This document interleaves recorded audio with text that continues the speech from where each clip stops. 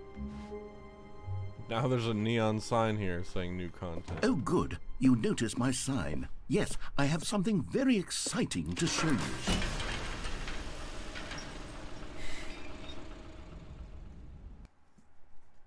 Wow, I literally just spilled that on myself.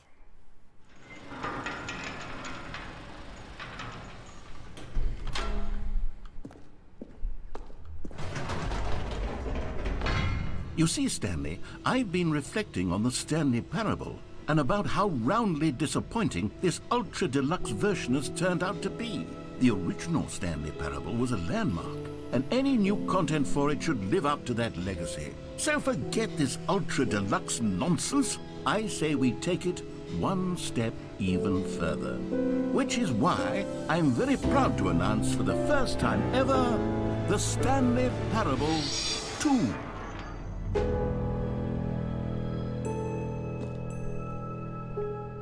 Yes, you see, isn't this far superior to a measly re-release with a few minor additions? Think of all the new territory we'll cover with a fully fledged sequel. An entirely new experience, built from the ground up. Why, there are so many possibilities. It could go in so many different directions. This is what fans have truly been asking for.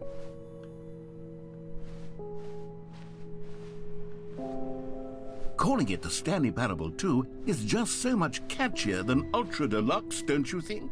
Ultra Deluxe? What does it even mean? But the Stanley Parable 2, now that's an artistic statement right there. It's future-oriented. It screams progress and innovation and long-term franchising potential.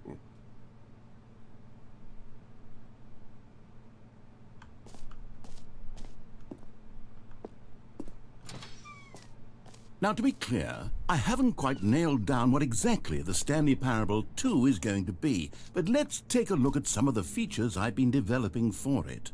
I figure that if I can loosely organize a handful of interesting concepts, that surely the game will sort of naturally spring up around them. It'll all work itself out. Game development is much more of a fuzzy magic than anything scientific or logical, really.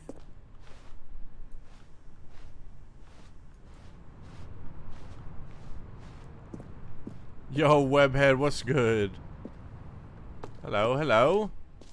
Playing some Stanley Parable Ultra Deluxe. Here we are. Go on, try out some of the new features. Oh.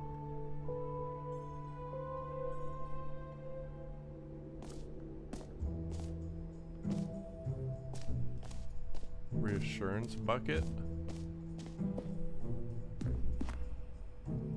A common complaint of the Stanley Parable was that it was confusing and paradoxical, that it engendered a chaotic sense of reckless despair in those who played it. Well, I'm happy to say that after much consideration, I've engineered a clever solution to this fundamental problem Webhead. of the game. It's the Stanley Parable Reassurance Bucket. You see, Stanley, anytime you're holding the bucket, a sense of calm and ease will fill your mind and your heart. It's true. As long as you hold on to the bucket, the many disorienting contradictions of the Stanley Parable will feel perfectly normal and perhaps even comforting.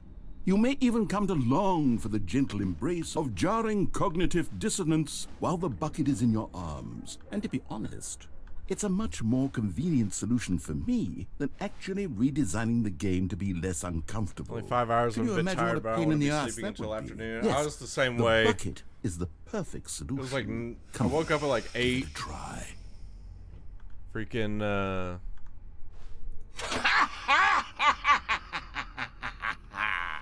Can you I was feel like, I it? better get up now. The glow of comfort, even in the face of crushing despair, must already be sweeping through your body. And in fact, can I say that I do believe the bucket lends you an air of charisma as well?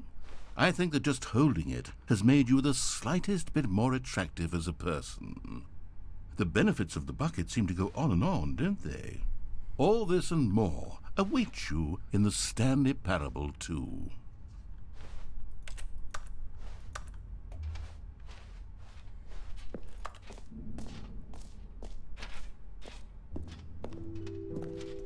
Does anyone give out awards for most enjoyable bucket in a video game? Okay, I'll be honest, I haven't yet decided on this one. I think that in the new version, the office could use a bit of decoration, like balloons. But I'm undecided on Get Well Someday and Happy 12th Birthday. Which would you go with? You know, sometimes when you solicit another person's opinion, it makes you realize that you knew which one you actually really wanted all along.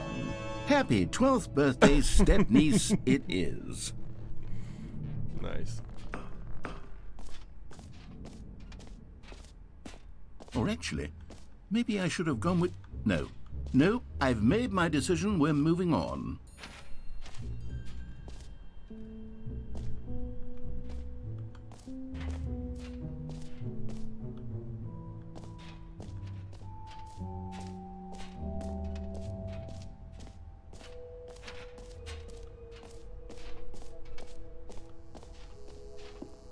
Now here's something special. You remember that broken test achievement that got left in the game on accident? Well, I'm developing a technology to simply give you the achievement.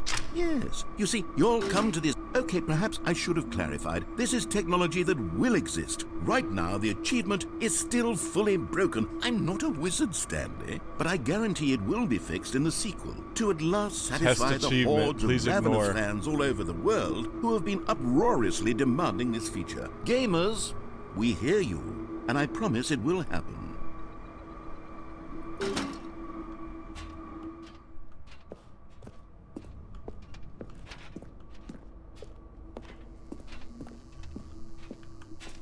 This is an interesting ass game. What else? What other exhibits haven't we seen yet?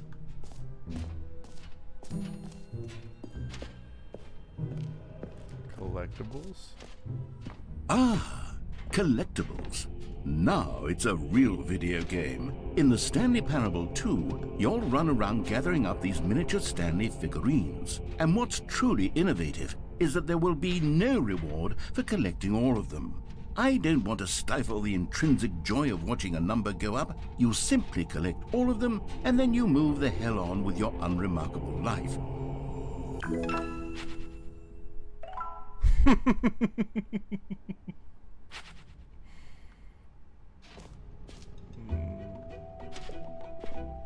God, it really is the worst when you collect everything in a video game and then they give you a big fancy reward for it. Absolutely tragic. Infinite hole.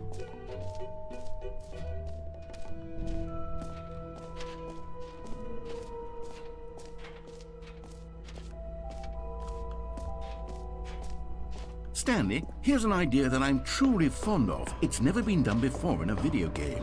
This is in fact a hole that you can fall down forever. That's right. Infinite falling. You can fall until the end of time if you like. A stunning leap forward for video games as a medium. You see, isn't it wonderful? One of my more ingenious concoctions, if I do say so. Now then, since you've gotten to see the infinite hole, you can press the teleport button to pop back up to the top, and we can continue onward. Great. Now, I'm very excited to show you even more of my ideas for the sequel. It seems like a mistake. What's a mistake? What do you mean? This game is so trippy. It was even more trippy at the beginning when I very first started. Jump again. I should have. I've already walked way too far though. Already walked way too far. It was very trippy at the beginning. Already done the bucket. I haven't done this yet, the button that says the name of the game. That says, the button that says the name of the player that is playing the game. I asked myself, what do players really want? And of course, the first and most obvious answer is that they want to be individually recognized and validated as people. So with that in mind, Damn my you! first addition to the game is this button which speaks the name of the person playing the game. Isn't that wonderful? Jim. Sorry, I should have clarified. Right now, the button only says the name Jim. But of course, in the final game, this button will say your name, whatever name that is. Here, let's have you role-play as Jim to really simulate the full experience of this feature. Just play along. I promise you'll love it. Okay, here we go. Let's take a deep breath, clear your mind, forget whoever you are, and simply become a person named Jim. I want you to imagine yourself really trippy. living as Jim, sleeping and waking as Jim, falling in love and being heartbroken as Jim, seizing all of the world's possibilities as Jim, and as Jim watching your dreams crumble into dust. Do you feel it deeply? Are you really, truly Jim right now? If so, then please step forward and press the button. Jim. Yes! You see? What a thrill! What a rush! That was you! The button described James. you. Do it again. Do it again. James, my dad goes by Jim. I'm a junior as well. My dad's name is Jim, so I chose to go by Jay instead of Jim. Or Jimmy, if you've known me It for a long hits time. even harder the second time. When I If was this young. were the only new feature in the Stanley Parable 2, That's it would trippy. still be worth the money. Let's take a break from the Jim button. I'm too emotionally drained from all of this personal validation. Whoa there, cowboy. Sometimes a person can be too much Jim. I'm putting the Jim button away. Otherwise, soon you'll start to lose all sense of who you actually are. But it is me. It's me. It's my father. I wish I could drop this bucket.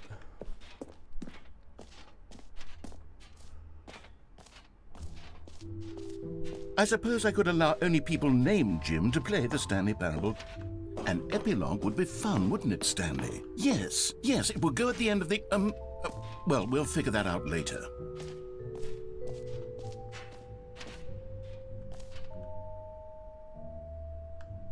Settings world champion. Oh, I can't go in there?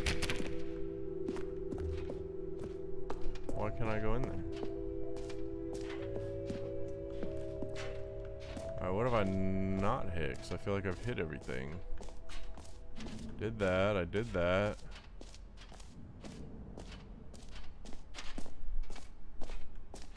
Exit. Hole. Go back to the hole. We'll see where the exit goes. I haven't gone this way. All right, have you seen everything you wanted to? Ready to move on now? Yes. That's kind of cool.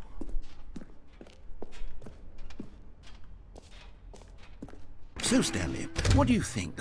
Do you like all of the new features? Yes, I know it's not exactly clear yet how exactly these features will come together as one single coherent video game, but I can feel it in my soul.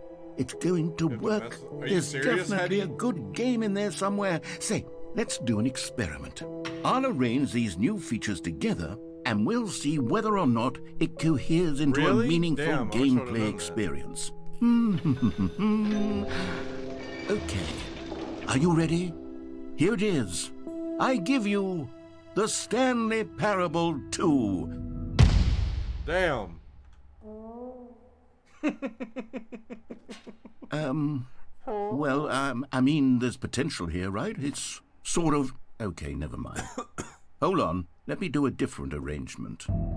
Okay, yes, this is much better. I feel good about this. Here we go.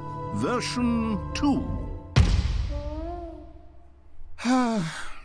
Who am I kidding, Stanley?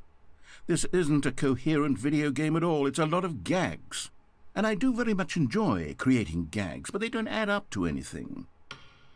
I wanted more than anything to create a sequel that would capture all the magic of the first game. I wanted fans to love it. No matter how good these gags are, they won't stand on their own. They would need the structure and the gameplay of the original. Wait, maybe that's it.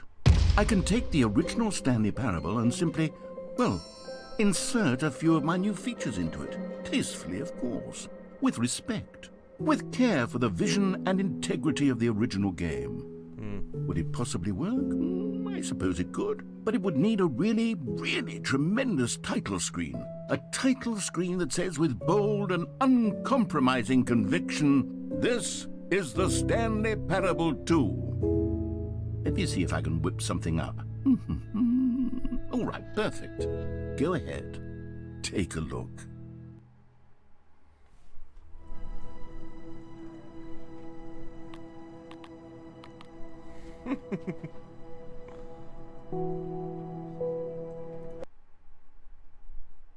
Stanley Parable 2.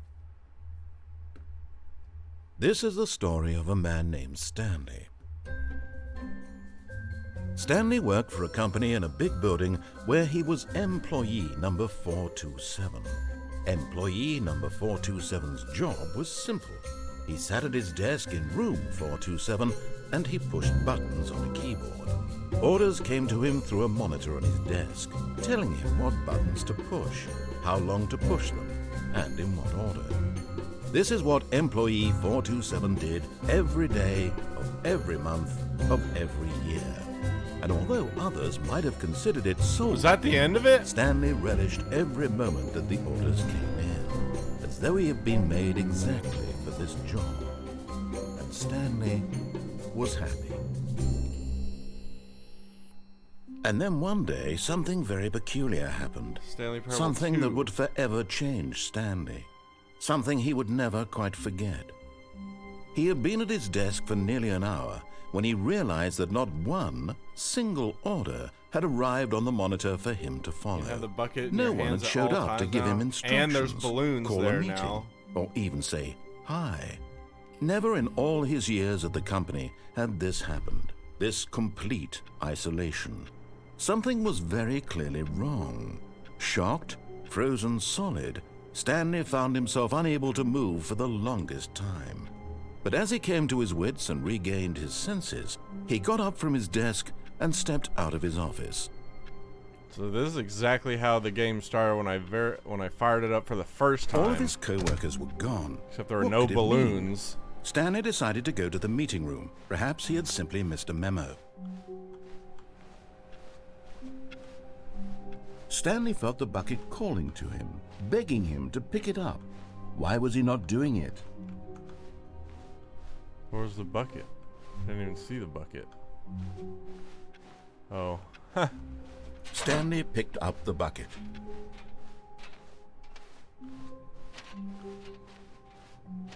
Stanley clutched the bucket tightly to his chest and entered the door on his left.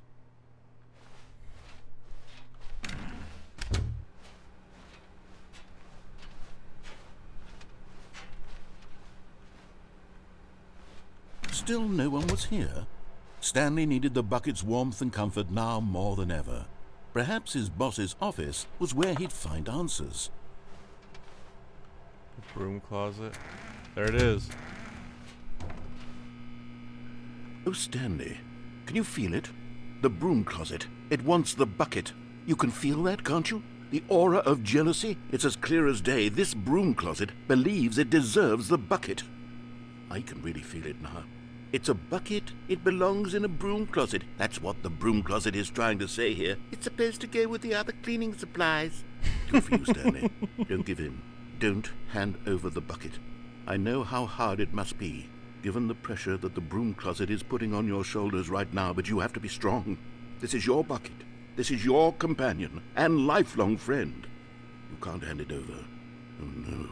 We're getting into name-calling now, it seems. Is this how low the broom closet has sunk, that it has to resort to this stream of petty insults simply in order to get you to hand over the bucket?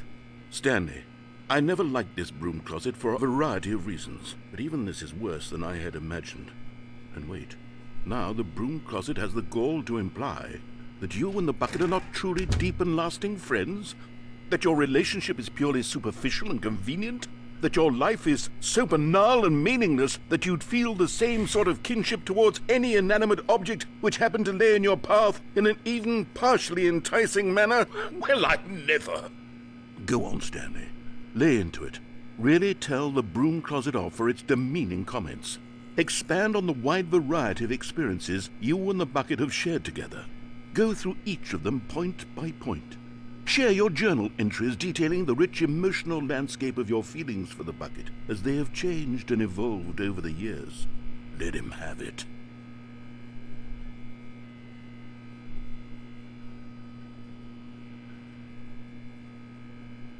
Okay, I've got you something which I think will help settle this debate once and for all. Here we go. There. Now it's settled. No more debate, no more discussion. Take a hike, broom closet, with all your meandering philosophical diatribes about the nature of cleaning supplies and their relationship to broom closets in the natural order of things.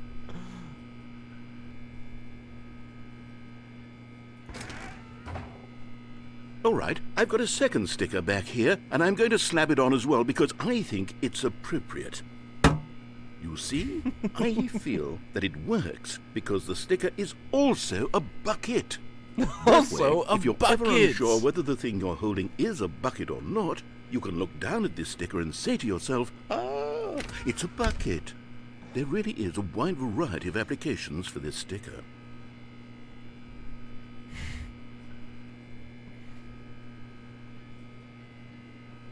You know what? I could take the name-calling and the dismissal of your kinship with the bucket, but now the broom closet is just giving us a silent treatment, and to be honest, I'm sick of the pettiness on display. You can stay here all you like, but I've had it with this impetulant room of cleaning supplies, easily the most childish such room I've ever been in. I'll see you outside, and we can get on with the story about you and your bucket.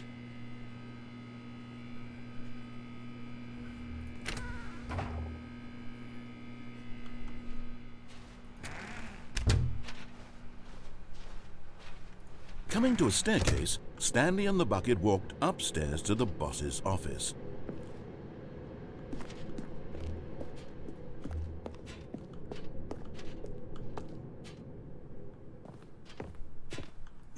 Executive bathroom. Oh, wow.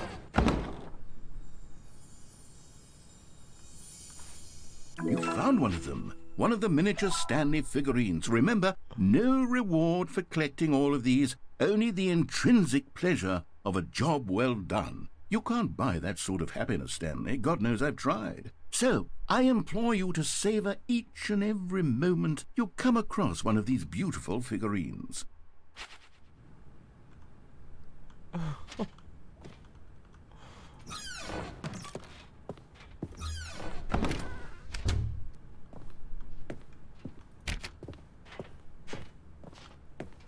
Stepping into his manager's office, Stanley was once again stunned to discover not an indication of any human life.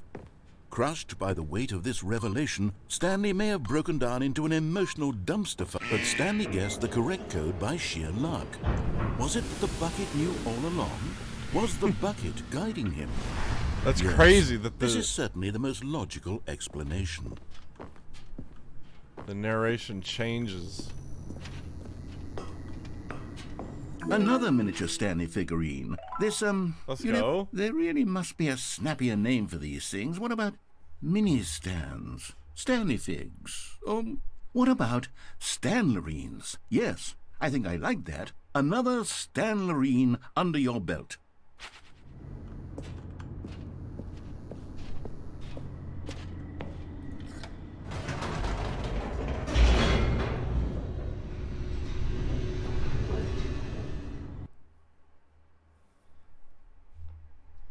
The elevator raced downward, plummeting towards an unknown fate. It would be all Stanley could do to keep himself together, if not for the bucket. Soothing him, comforting him, Don't forget the reassuring infinite that in this hole. darkest moment of uncertainty, he would be all right. The bucket is here for you, Stanley. Everything will be fine. Hi, my kid's daddy. What up, Beefy? What the fuck was that? Stanley and the bucket walked straight ahead through the large door that read, Mind Control Facility.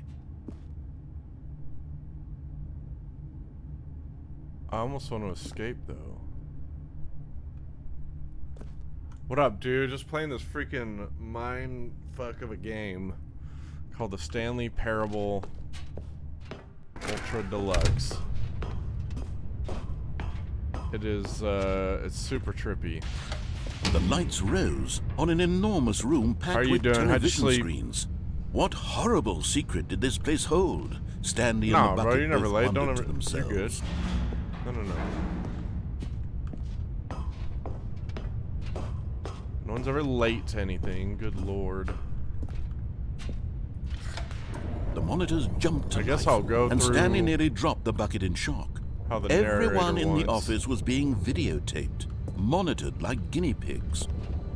The bucket had never seen anything like this, and it very nearly burst into tears as Stanley cradled it gently, reassuring it that everything would be fine. This narrator had to do so Was the many. bucket under the mind control facility's lines. influence as well? Had the bucket been told to do things it didn't wish to do?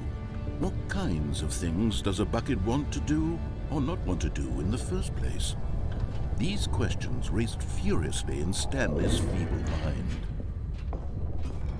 Yeah, it's a very strange He game. screamed into the bucket. He couldn't accept it. His own life in someone else's control, never! He squeezed the bucket tighter, his one friend in the entire world. At this point, he could trust no one except for the bucket. But here was the proof. The heart of the operation. Controls labeled with emotions, happy or sad or content.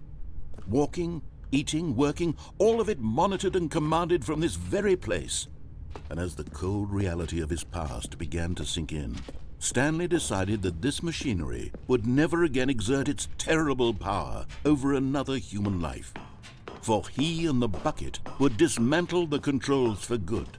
Two best friends, Stanley and the bucket, up against the world. They high-fived in a really cool way, and the bucket made a sassy comment really cool about way. taking down the system.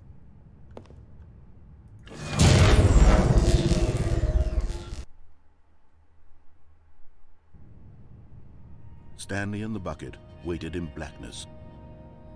Was it over? Yes, they had done it. Stanley and the bucket had defeated their greatest and darkest enemy, freed themselves from the tyrannical grip of the evil mind control machine. Freedom was now mere moments away. Excitedly, the two of them began to discuss the kind of life they wanted to live once they stepped through this massive door. The bucket wanted to learn to roller skate. Stanley wanted to sneeze in every country on Earth. Both of them wanted to begin watching a movie, any movie, but then stop it halfway through and begin watching it in reverse from the end. True, it was a simple life they envisioned, but it was one they'd lived together, with one another to lean on, to trust, to support. Oh, this is different. What? Wait. What was happening? Why had the door stopped? Was Stanley and the bucket not about to be freed? An unbearable silence filled the room, lingering in uncertainty, until finally the truth hit Stanley square in the face. This building did not want the bucket to leave. Even the facility itself recognized the incredible calming presence of the bucket, needed the soothing warmth of the bucket. Lens not to part with the bucket. No. Stanley can't leave this place. Not while he has such a precious bucket in his arms. Not while this building has anything to say about it. Stanley realized he would never again leave this very room.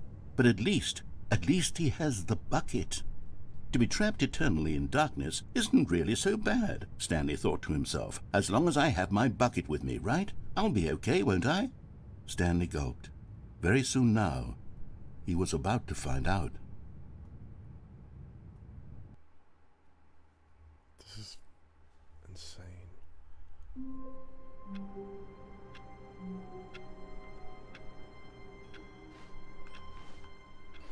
I can't wait to tell this story to my co-workers, Stanley thought. How amusing they'll find it. Oh, There's won't we paper all all over just the laugh floor. and laugh at the time I thought everyone had gone missing.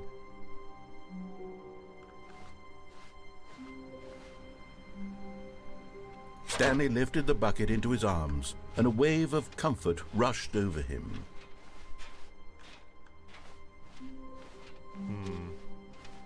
Stanley clutched the bucket tightly to his chest and entered the door on his left. I'm gonna go for the escape. The escape path. See what happens. Oh.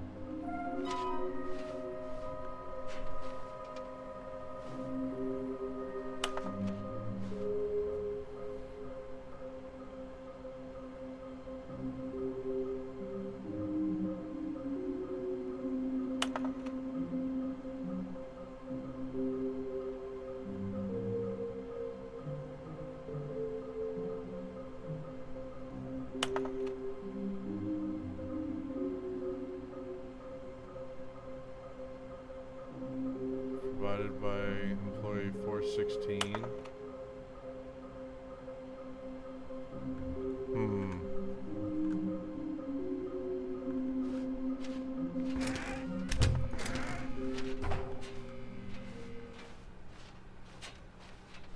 Coming to a staircase, Stanley and the bucket walked upstairs to the boss's office. This isn't the way that I... Oh, there we go.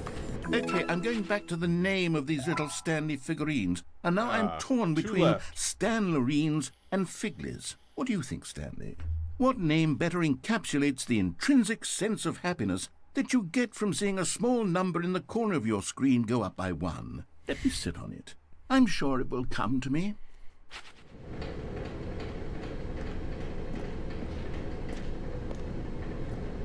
But Stanley just couldn't do it. He considered the possibility of facing his boss, admitting he had left his post during work hours. He might be fired for that. And in such a competitive economy, why had he taken that risk? All because he believed everyone had vanished? His boss would think he was crazy. And then something occurred to Stanley.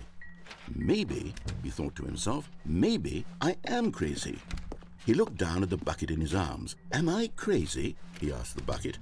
The bucket returned his gaze, but said nothing at all. That's strange, Stanley thought. Usually the bucket is a source of guidance and wisdom for me in difficult times such as these. He held the bucket close, yet felt none of its familiar reassurance and comfort. And that's when Stanley realized, this isn't my bucket. It's just a normal, everyday bucket. Someone else's bucket, perhaps. How did I end up with someone else's bucket? This is all terribly wrong. Surely no good would come from this. Who knows what sorts of bizarre hallucinations Stanley might experience without the psychologically grounding presence of his bucket. And indeed, now he noticed the rooms were repeating, which was, of course, very odd. And now he felt himself floating off the ground. Oh, gracious, oh, shit. He exclaimed. Without my bucket, I've gone truly mad. Where is it? I must find it. Far off in the distance now, he heard it, calling to him. Stanley! Stanley, it's me, the bucket. Could it truly be? He rushed forward from room to room, passing by one bucket after the next. None of them were his. None of them were his special bucket. Come to me, Stanley. Find me. He had to find the bucket. He had to return to his old friend. It was the only way to truly restore his sanity. And then suddenly, he froze dead in his tracks. He knew where the voice of the bucket had been coming from. The real bucket was inside of him all along. It was incredibly painful. Stanley doubled over in agony and blacked out. Oh. This is the story of a woman named Mariella. Mariella woke up on a day like any other. She arose, got dressed, picked up her bucket of comfort and security, and walked to her place of work. But on this particular day, her walk was interrupted by the body of a man who had stumbled through town, talking and screaming to himself, and then collapsed dead on the sidewalk. Right away, she knew what the problem was. This man had no bucket. Of course he'd gone mad, ranting and raving about a narrator describing all of his actions and how everything is predetermined and free will is an illusion and it's all just a video game. It could all have been prevented if only he'd taken his bucket with him. Perhaps he didn't even realize he'd forgotten his bucket at home in the first place. How cruel the world can be, Marietta thought, and she hugged her own bucket even tighter. But of course, she had no time for this. There were a myriad of confusing problems she would soon have to confront at work, for which her bucket would provide absolute guidance and total clarity on everything. Heck yes, she thought to herself, my life kicks ass. And she backflipped all the way to work. What the fuck?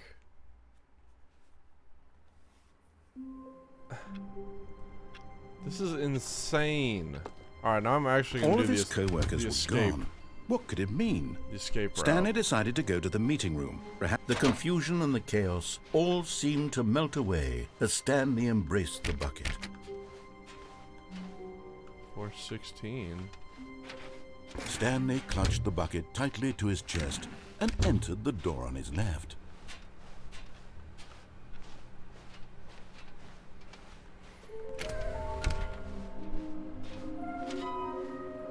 Trust the completionist instinct. Oh boy. Knows me so Coming well. to a staircase, Stanley and the bucket walked upstairs to the boss's office. There's nothing new in here.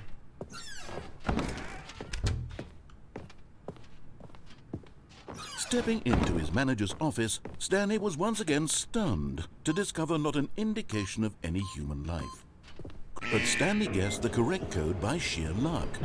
Was it that the bucket knew all along? Was the bucket guiding him?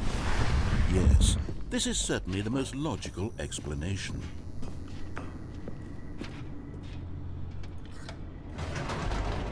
Gotta do the escape route now. The first time I did it, yeah, I got killed. I got smushed. But I have a feeling that Stanley and the bucket walked straight be ahead through the different. large door that read, Mind Control for... Although this passageway had the word escape written on it, the truth was that at the end of this hall, Stanley and the bucket would both meet a violent death. that's The basically door what it behind them was not shut. told me the Stanley last and the time. bucket still had every opportunity to turn around and get back on track. At this point, Stanley and the bucket were knowingly walking forward into a very painful death for each of them.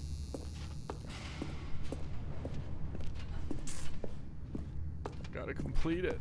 We gotta make sure.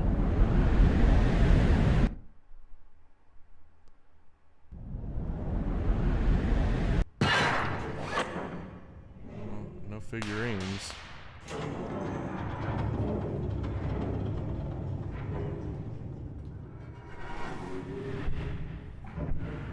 As the machine whirred into motion and Stanley and the bucket inched closer to their demise, Stanley reflected on how meaningless the bucket's warmth and comfort had turned out to be. To be sure, it puts the mind and the soul at ease to embrace the bucket, but what use is a sense of ease when you're about to be crushed to death? This is what Stanley thought to himself, and he sort of kicked himself for wasting so much time carrying a bucket everywhere. Farewell, Stanley.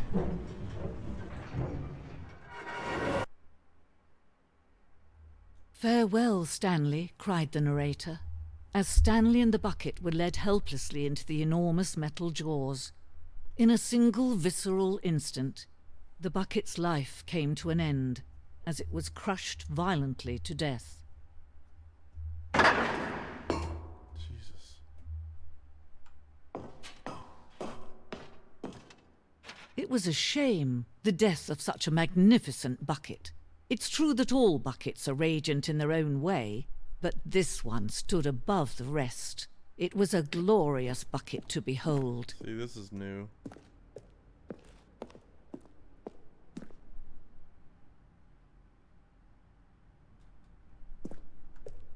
The first time it was just credits about like the game or something in this. Can you see how museum. arrogant it was for Stanley to take a bucket like this and to claim it for his own? Can you see the hubris that blinded him? Can you see that the bucket is far more noble than Stanley will ever be in his short life?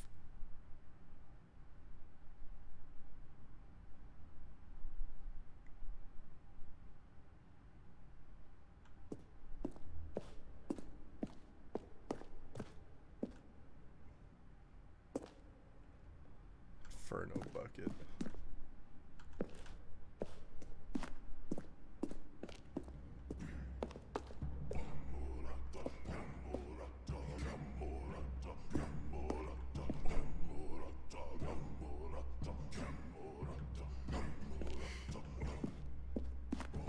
No man can own a bucket, and certainly not a bucket as dazzling to behold as this one. It is man who should kneel before the bucket.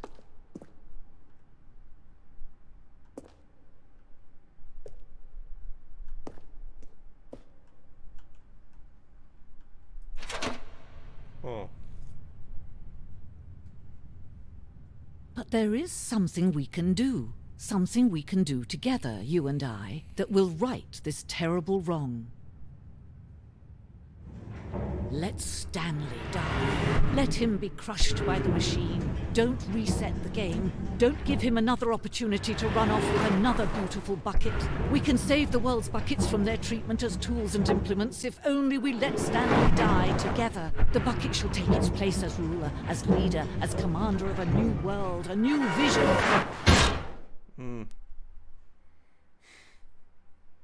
Well, there were no figurines on that run. Now we gotta go through the right door. Woo! All of his co-workers were gone. What could it mean? Stanley decided to go to the meeting room. Perhaps he had simply missed a memo.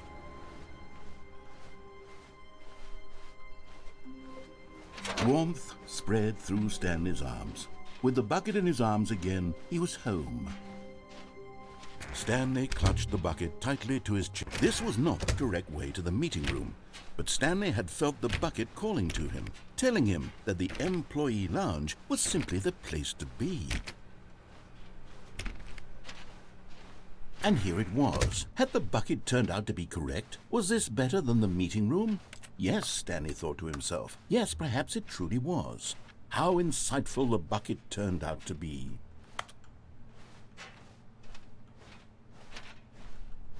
No, never mind. The bucket was wrong.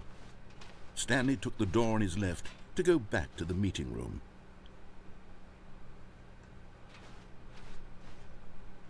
Go this way. No, said the bucket. Don't go to the meeting room. Go somewhere else. The cargo lift, yes. Go there. Go to the... Good, said the bucket. Now ride the lift all the way to the top.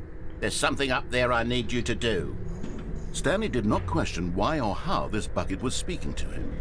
It should have alarmed him, of course, because buckets can't talk. But Stanley chose not to think about this obvious fact. He was firmly convinced that the bucket had spoken to him, and he unthinkingly did whatever the bucket asked. In here, said the bucket. Go into this dark room over here. Stanley once again obeyed blindly.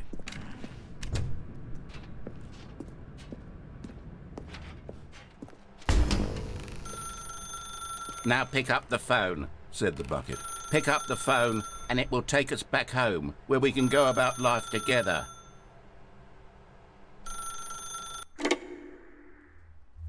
Damn, I hope that doesn't reset me. This is the sad story of a man named Stanley and his bucket. Once upon a time, I gave Stanley a bucket because I thought he was lonely and could use a friend. And then, very distressingly, he began to believe the bucket could speak to him.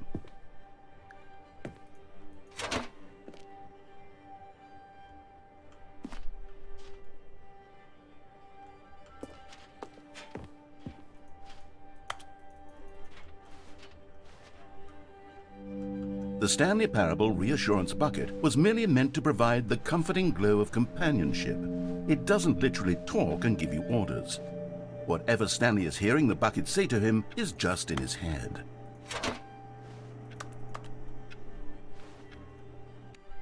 Lately, I've been concerned about him. Wouldn't you be concerned as well? To see him delusional like this, obsessing over an inanimate metal object? I want to say something to him, but I don't know how I can convince him. I don't know if he'll listen to me. Oh, I'll try anyway. Stanley, can you hear me? Listen to me. It's just a bucket. It can't think, it can't talk. All it will ever truly do for you is effectively transfer a liquid from one location to a different location. That's it. It doesn't do anything else. You see, he's not listening. He's still taking orders from the bucket. You know, once upon a time it was me he took orders from. Me he trusted and listened to. Now all he cares about is his awful bucket. This stupid hunk of metal.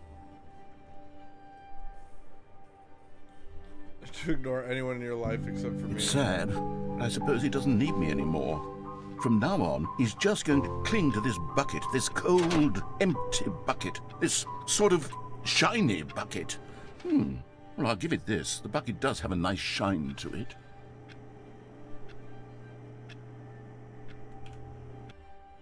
Yes, I suppose on closer inspection that it doesn't quite look like your average hardware store bucket. It's just a little more, what am I trying to say? Sturdier, more capable of transporting liquid. Like it would be better at moving an amount of water from one room to another.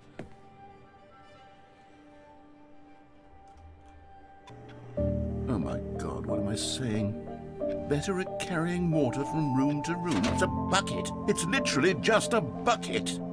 Why do I feel some need to point out the ways in which it's so much more than just a regular bucket?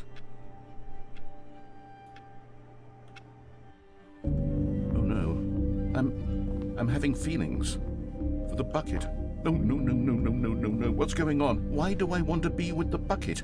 Hear what the bucket has to say. Do anything it asks. What's wrong with me? I don't understand. Perhaps if I had the bucket, this would be less confusing. Yes, the bucket could tell me what to do in this troublesome situation. Stanley, give me the bucket. Give it to me. Give me the bucket, Stanley. I need it. Give it to me now. Give it or I'll... Jeez.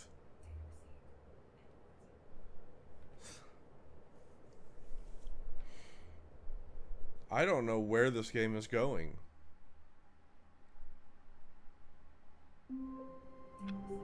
Oh. Alright, we got another... A soft wind blew outside and perhaps rain started, and if it did, it stopped shortly after. Stanley hoped that he would one day see weather. Stanley picked up the bucket and smiled. He'd never be alone again, not truly alone, not with the bucket around. Bucket. Stanley clutched the bucket tightly try to all his these chest. This was not the correct way to the meeting room. Scenarios. But Stanley had felt the bucket calling to him, telling him that the employee lounge was simply the place to be. I want those and damn here it figurines. was. Had the bucket turned out to be correct? Never mind. The bucket was wrong. I want the damn Stanley figurines. took the door on his left to go back to the meeting, and so the two of them detoured through the maintenance section and walked straight ahead to the opposite door.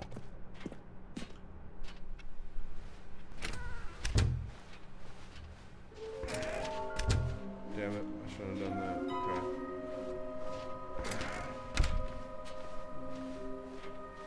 Coming to a staircase, Stanley and the bucket walked upstairs to the boss's office.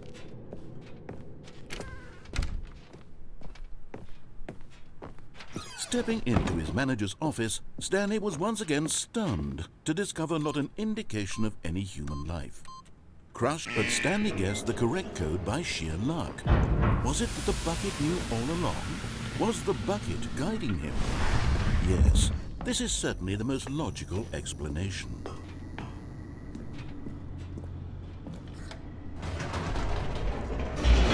think we've done all the outcomes this way. That's the problem.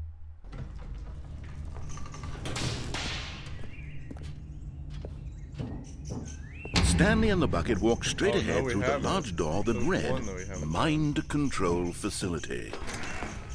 We gotta do this, but we gotta turn it on instead of off. The lights rose on an enormous room packed with television screens. What horrible secret did this place hold? Stanley and the bucket both wondered to themselves.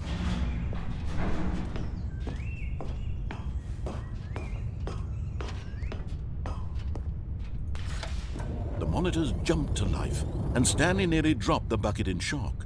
Everyone in the office was being videotaped. monitored like guinea pigs. The bucket had never seen anything like this, and it very nearly burst into tears as Stanley cradled it gently, reassuring it your that insane everything story. would be I fine. know. I don't know why I'm still playing this. Because I want to complete it. Was the bucket Or under get the as mind close to control completion facility's as I influence can. as well? Had the bucket been told to do things The it didn't problem wish is to do? that means exploring What every kinds of things possible does a bucket want to do or not outcome. want to do in the first place?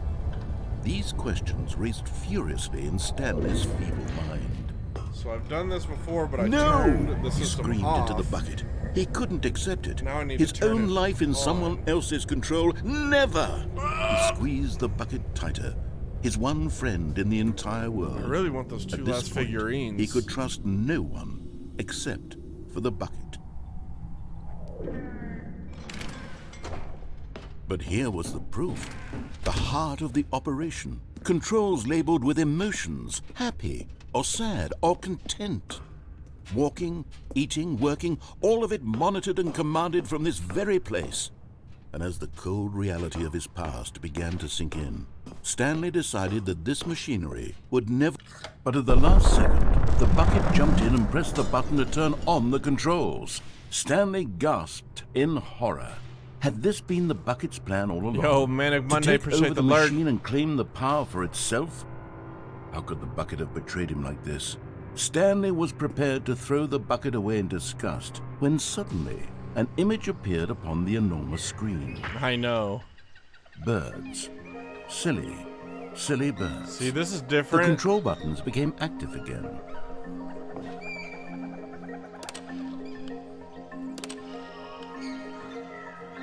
Stanley flipped through one video of silly birds after another, and then it dawned on him. This wasn't a mind control facility at all. It was a facility for monitoring and surveilling silly birds all over the world. The mind controls were only a facade to disguise its true Imagine my intentions. stream pops up on there. Had the bucket known this all along? Stanley marveled at the metal genius in his hands, the one who had pointed him towards this incredible So discovery. brothers and ancestors. Stanley and the bucket never found freedom Indeed. because they spent the rest of their lives here in this place, flipping through live streams of the silliest birds imaginable. Of all the possible paths his life could have taken, this one was surely the best. And Stanley was happy.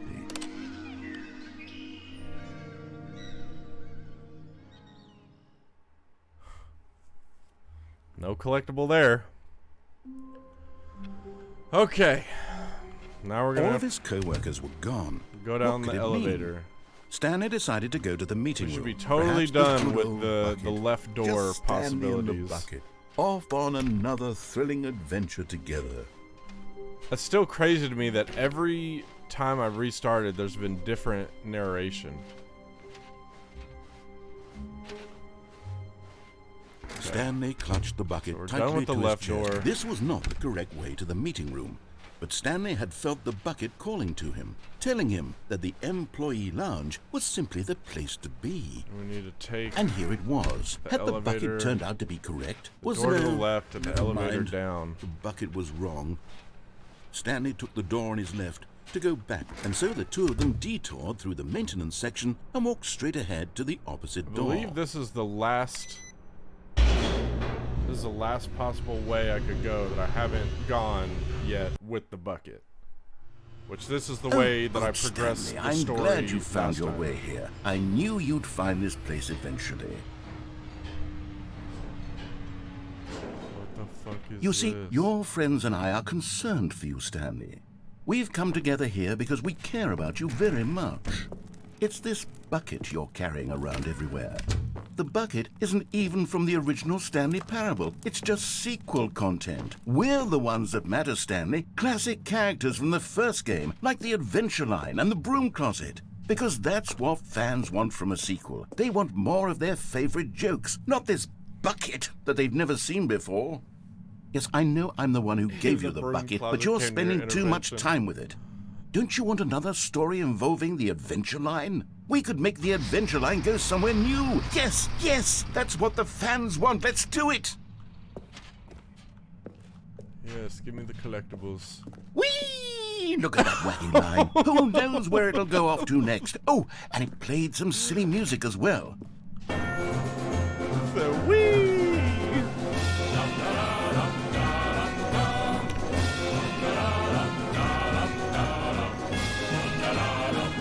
Now this is what the Stanley Parable is all about. Don't you remember all those great jokes from the original dialogue? Also, Stanley is addicted to drugs and hookers. It's as classic now as it was back then. Let's do it for the fans, Stanley. Let's give them more content exactly like this. But if we want to do that, you're going to have to give something up.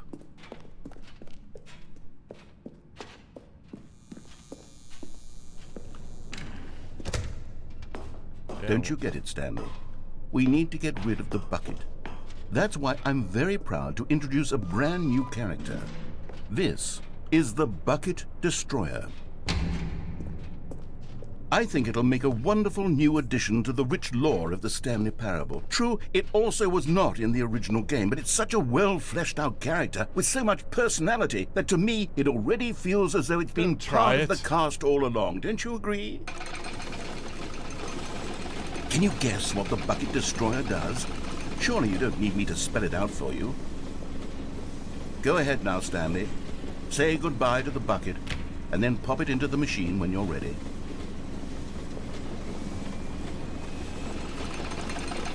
Now listen to me. It's crucial that you give it the bucket. I don't know what the Bucket Destroyer will do if it can't destroy your bucket. Destroying buckets is all it knows. That is its singular personality trait. Sure, I can hear you saying, how does a character with only one personality trait deserve to join the pantheon of beloved Stanley Parable characters? Well, you see, if you were to really explore the Bucket Destroyer, you would see that its desire to crush buckets is so densely loaded with complexity and nuance that it's really like 10 personality traits. What other object in this game can you even say that about? The broom closet? Certainly not. I wonder what sort of Bucket Destroyer merchandise the fans will be clamoring for after this. Okay, the Bucket Destroyer is getting very upset now. You'll have to hurry and feed it. We can't get back to the classic Stanley Parable characters like the Adventure Line or the Bucket Destroyer until you crush that damn bucket. Quickly now, the fans are waiting. Do it, the fans, Stanley. Give the fans what they want. Hurry and... Woo! Don't try it.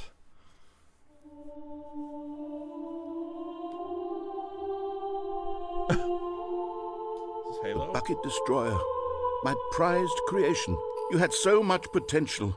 We were going to do such marvelous things with you, tell such spellbinding stories about you. All of it squandered now.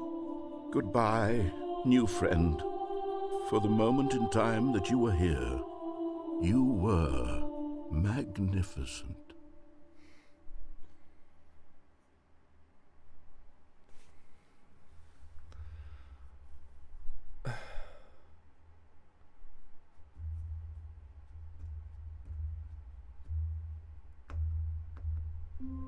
Fuck, dude. I don't know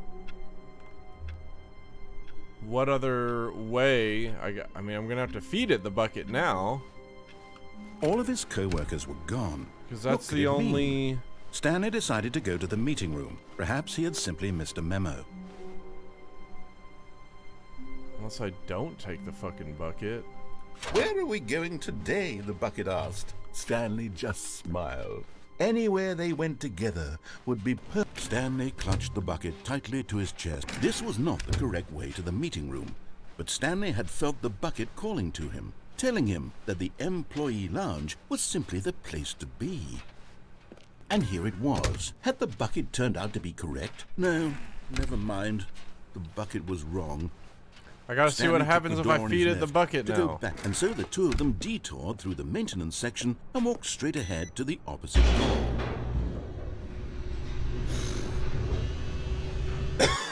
Where could these other two figurines be? Good Stanley, I'm glad you found your way here. I knew you'd find this place eventually. You see, your friends and I are concerned for you, Stanley. We've come together here because we care about you very much. You can't feed the bucket? It's this bucket you're carrying around everywhere. the bucket isn't even from the original Stanley Parable. It's just sequel content. We're the ones that matter, Stanley. can't put the Classic bucket in the characters from the machine? first game, like the Adventure Line and the Broom Closet. Because that's what fans want from a Why do I sequel. keep They doing want that? more of their favorite jokes, not this bucket that they've never seen before. Are you Yes, serious? I know I'm the one who gave you the bucket, but you're spending too much time with it. Don't you want another story involving the Adventure Line? Oh, there's We the could make the ferns, Adventure dude. Line go somewhere new. Yes, yes, that's what the fans want.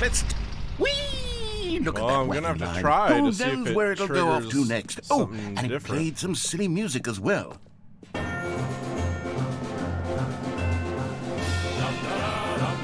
Now this is what the Stanley Parable is all about. Don't you remember all those great jokes from the original dialogue? Also, Stanley is addicted to drugs and hookers.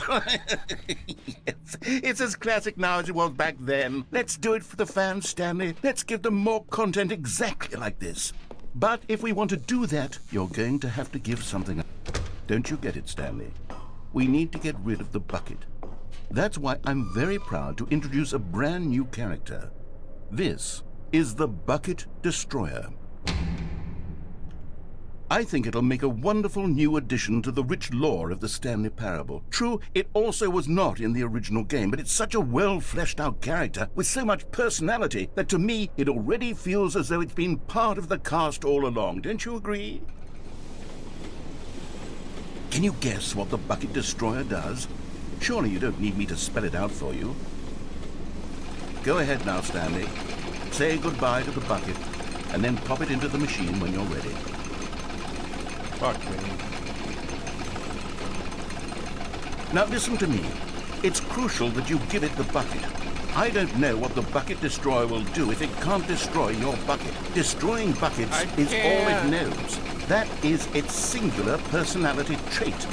Sure, I can hear you saying, how does a character with only one personality trait deserve to join the pantheon of beloved Stanley Parable characters? Well, you see, if you were to really explore the Bucket Destroyer, you would see that its desire to crush buckets is so densely I don't loaded know with what complexity other and paths nuance to that it's take. really like 10 personality traits. What other object in this game can you even say that about? The Broom Closet? Certainly not. I wonder what sort of Bucket Destroyer merchandise the fans will be clamoring for after this. Okay, the Bucket Destroyer is getting very upset now. You'll have to hurry and feed it. We can't get back to the classic Stanley Parable characters like the Adventure Line or the Bucket Destroyer until you Unless crush I that don't pick damn up the bucket. Quickly now, the fans are waiting. Do it, the fans, Stanley. Give the fans what they want. Hurry and crush. My goodness. Woo! The Bucket Destroyer, my prized creation. You had so much potential. We were going to do such marvelous things with you, tell such spellbinding stories about you. All of it squandered now. Goodbye, new friend. For the moment in time that you were here, you were magnificent.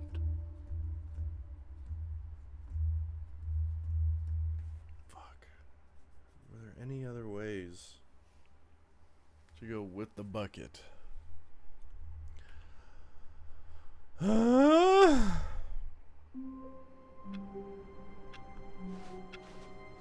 All of his co-workers were gone. What could it mean? Stanley decided to go to the meeting room. Perhaps he had simply missed a memo. No bucket. No bucket this time. Let's see if we can get outside. Lost in the sauce? I know, dude. I want to complete it. When Stanley came to a set of 2 open doors, he entered the door on his left. We're gonna see if I can go outside now. There will be a reward for finding them all.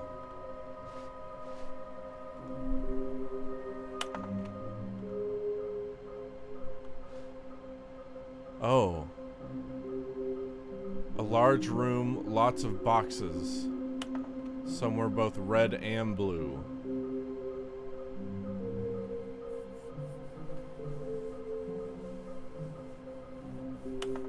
Number 2 and number 4. A large room, lots of boxes. somewhere both red and blue. I would think... Coming to a staircase, Stanley walked upstairs to his Control? boss's office. Fuck, I don't know, dude. Here's the door, just go. It didn't make me put the code in. Wow. So see, it's like something different every time. Large room, lots of boxes, something both red and blue. Stanley walked straight ahead through the large door that read Mind Control Facility. I know there's no reward for collecting them all. The lights rose on an enormous room packed with But I'll television have all screens. of them, and then I'll what feel... horrible secret did this place hold? 6 out of 6, Stanley man, thought you to know? himself. Did he have the strength to find out? Large room, lots of boxes. Now the monitors jumped to life, their true nature revealed. Is that Each storage? bore the number of an employee in the building. Storage Stanley's area? co-workers. The lives of so many individuals reduced to images on a screen, and Stanley, one of them, eternally monitored in this place where freedom meant nothing. This mind control facility, it was too horrible to believe. It couldn't be true. Had Stanley really been under someone's control all this time? Was this the only reason he was happy with his boring job? That his emotions had been manipulated to accept it blindly? No, he refused to believe it. He couldn't accept it. His own life in someone else's control? Never! It was unthinkable. Wasn't it? Was it even possible? Had he truly spent his entire life utterly blind to the world? But here was the proof. The heart of the operation. Controls labeled with emotions. Happy, or sad, or content. Walking, eating, working. All of it monitored and commanded from this very place. And as the cold reality of his past began to sink in, Stanley decided that this machinery would never again exert its terrible power over another human life. For he would dismantle the controls once and for all. Which way should I go about this? Either try to get out.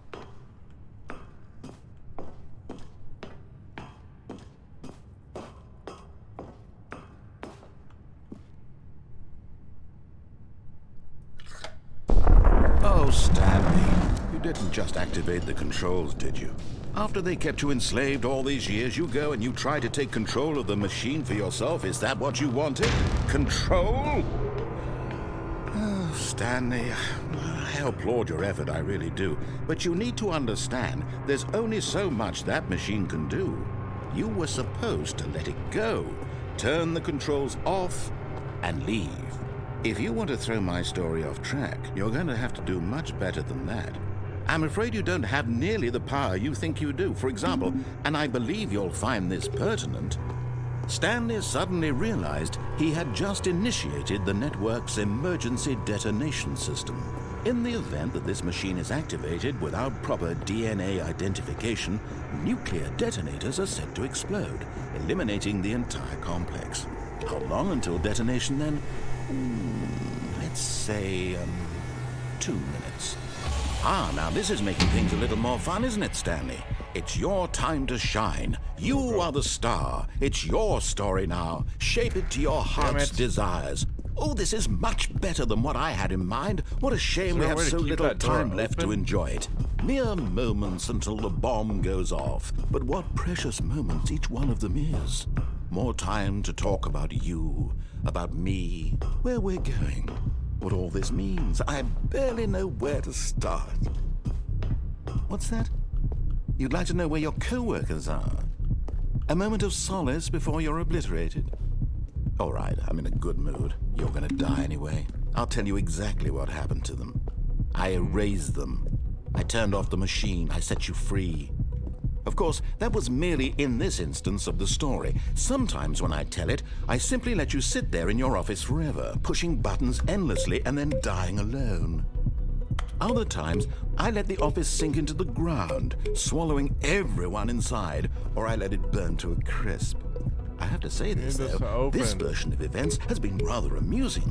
Watching you try to make sense of everything and take back the control wrested away from you, it's quite rich. I almost hate to see it go. But I'm sure whatever I come up with on the next go-around will be even better. My goodness, only 34 seconds left. But I'm enjoying this so much. You know what? To hell with it. I'm going to put some extra time on the clock, why not? These are precious additional seconds, Stanley. Time doesn't grow on trees. Oh dear me, what's the matter, Stanley?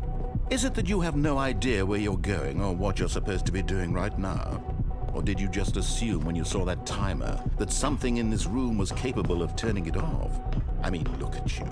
Running from button to button, screen to screen, clicking on every little thing in this room. These numbered buttons, no, these colored ones. Or maybe this big red button, or this door. Everything, anything, something here will save me. Why would you think that, Stanley? That this video game can be beaten? Won? Solved? Do you have any idea what your purpose in this place is?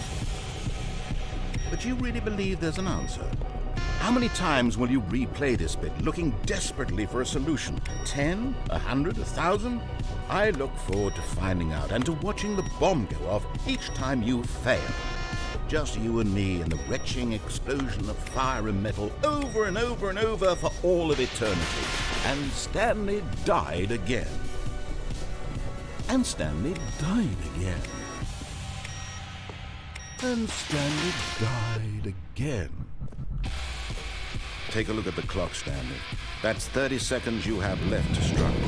30 seconds until a big boom and then nothing. No end, dude. Just you being blown to pieces. Will you cling desperately to your frail life, or will you let it go peacefully? Another choice. Make it count. Or don't. It's all the same to me, all a part of the joke. And believe me, I will be laughing at every second of your inevitable life from the moment we fade in until the moment I say, happily ever after.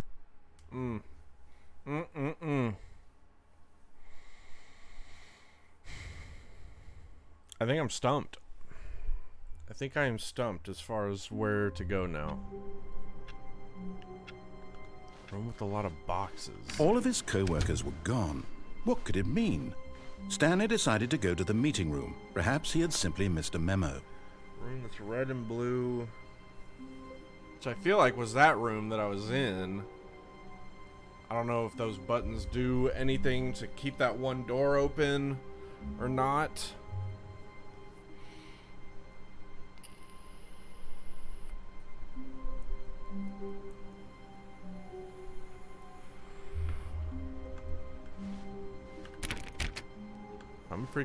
I'm stumped, honestly.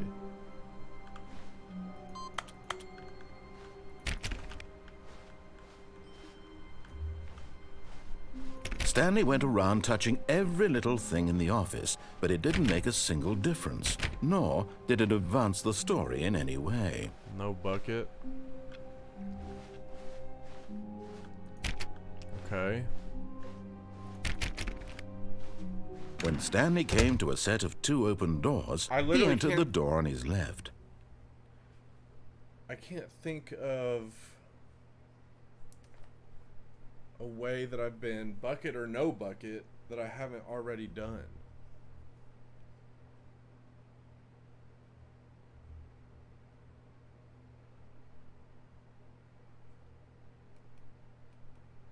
So by all means, if you guys know something that I don't, feel free.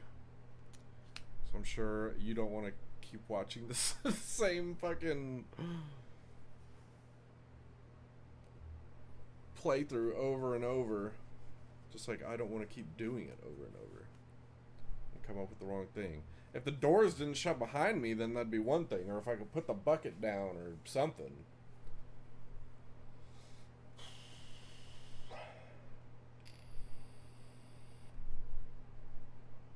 Maybe not choosing a door does something.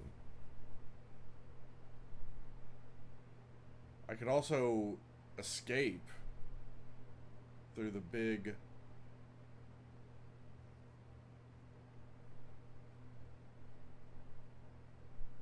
door that it wouldn't let me go out of when I had the bucket.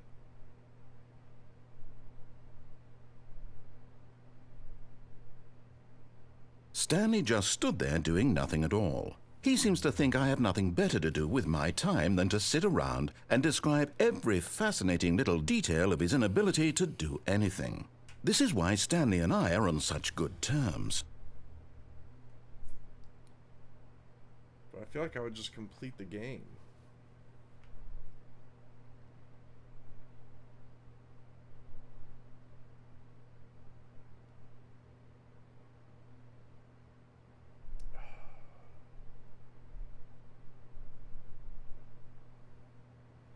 I guess I haven't gone this way without the bucket. This was not the correct way to the meeting room, and Stanley knew it perfectly well. Perhaps he wanted to stop by the employee lounge first, just to admire it. And here it was, the lounge. But eager to get back to business, Stanley took the first open door on his left. See, there's somewhere with a lot of boxes. It's got to be in here. It's got to be in here. Stanley was so bad at following directions, it's incredible he wasn't fired years ago. There it is. There it is, but how do I get to it?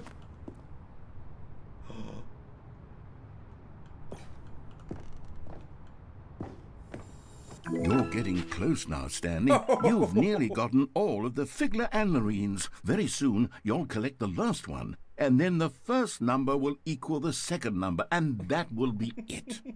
We'll be different people by then. Different in the sense that we used to have none of them, and now we have them all. You can't go back to when you had no Figler anlarines. None of us can.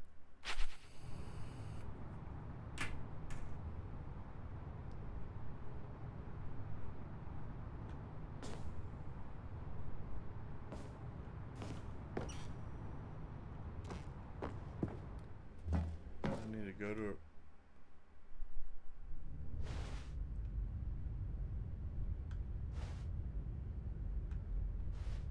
Stanley had now gotten himself so far off the beaten path that it seemed the office had begun. So far off the beaten path that it seemed the office had begun. So far off the beaten path that it seemed the office had begun. So far off the beaten path. You didn't think I was actually just a recording, did you? What a silly and trite explanation that would be. All the back and forth between you and me, all the absurd adventures we've been through, and it all turns out I'm just a tape recording? It was all just in Stanley's head. I bet that's the kind of twist you think is revelatory. I bet each and every time you watch a movie where it turns out all to be in the main character's imagination, you must absolutely bolt off the couch in pure shock at the phenomenal and intricate storytelling. It must be so simple to be you. Life being an unending waterfall of surprises and delights. How much more exciting you must find the world than the rest of us do. Now I've become sad. Look what you've done to me. This is all your fault.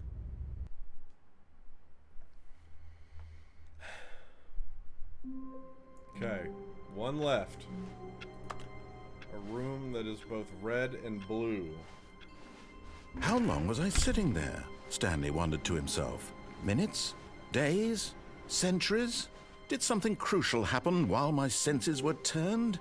He made a note to be more careful with time from now on.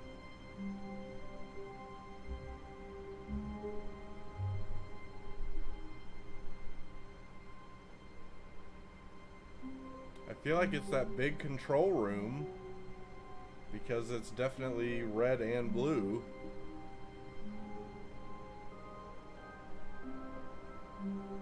Which would mean no bucket.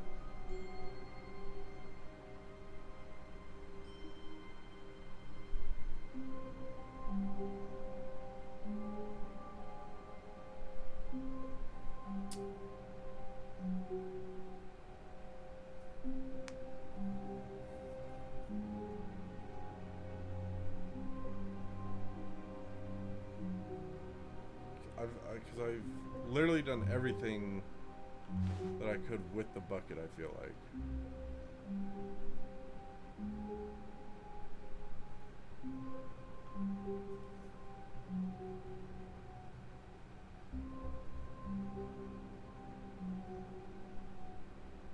It's gotta be that control room.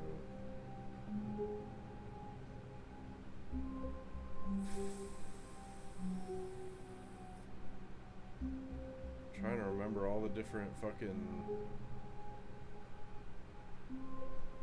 pathways. But if I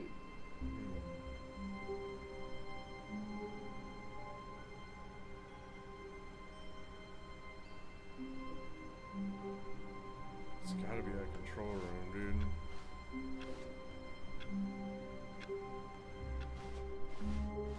It's gotta be. When Stanley came to a set of 2 open doors, he entered the door on his left.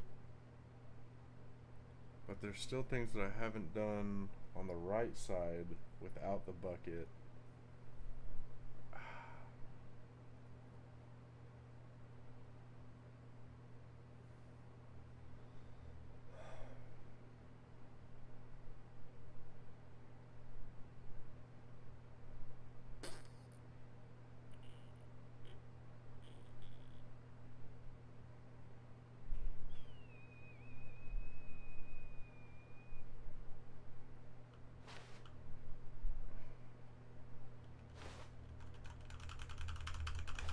Fuck, I don't know what to do, guys. I don't want to look it up, but I'm close to doing that. I'm very close. I guess I'll just I'll see this through. See what happens. Somewhere both red and blue.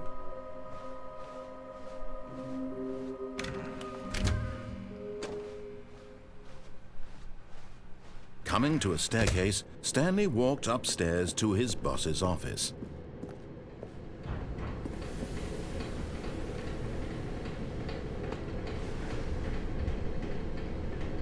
What if we do this without the bucket?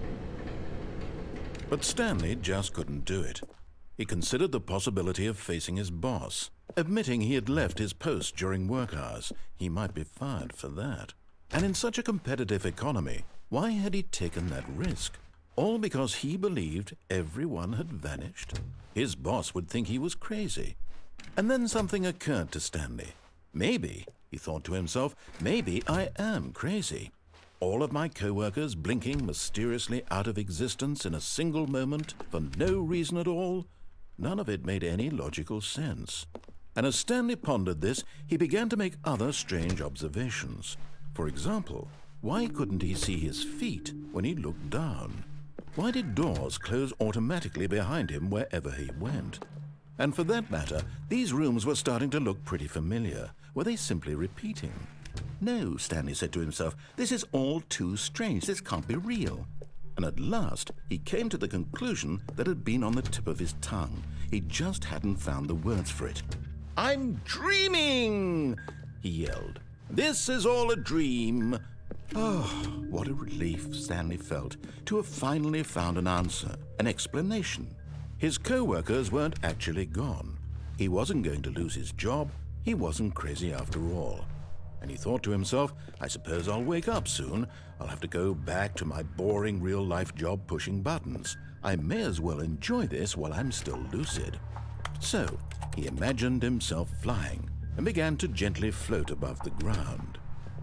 Then he imagined himself soaring through space on a magical starfield, and it too appeared. It was so much fun, and Stanley marveled that he had still not woken up. How was he remaining so lucid? And then perhaps the strangest question of them all entered Stanley's head. One he was amazed he hadn't asked himself sooner. Why is there a voice in my head dictating everything that I'm doing and thinking? Now the voice was describing itself being considered by Stanley, who found it particularly strange. I'm dreaming about a voice describing me, thinking about how it's describing my thoughts, he thought. And while he know thought that it all you're not very real. odd and wondered if this voice spoke Why to all do you people in lie? their dreams, the truth was that, of course, Sunday and no one works this on was not a Sundays. dream. How could it be? Was Stanley Could simply be. deceiving himself, believing that if he's asleep, he doesn't have to take responsibility for himself? Stanley is as awake right now as he's ever been in his life. Now, hearing the voice speak these words was quite a shock to Stanley. After all, he knew for certain, beyond a doubt, that this was in fact a dream. Did the voice not see him float and make the magical stars just a moment ago? How else would the voice explain all that? This voice was a part of himself too. Surely, if he could just... He would prove it. He would prove that he was in control, that this was a dream. So he closed his eyes gently, and he invited himself to wake up. He felt the cool weight of the blanket on his skin, the press of the mattress on his back, the fresh air of a world outside this one. Fuck, dude. Let me wake up, he thought to himself. I'm through with this dream. I wish it to be over. Let me go back to my job. Let me continue pushing the buttons. Please, it's all I want. I want my apartment, and my wife, and my job. All I want is my life exactly the way it's always been. My life is normal. I am normal. Everything will be fine. I am okay.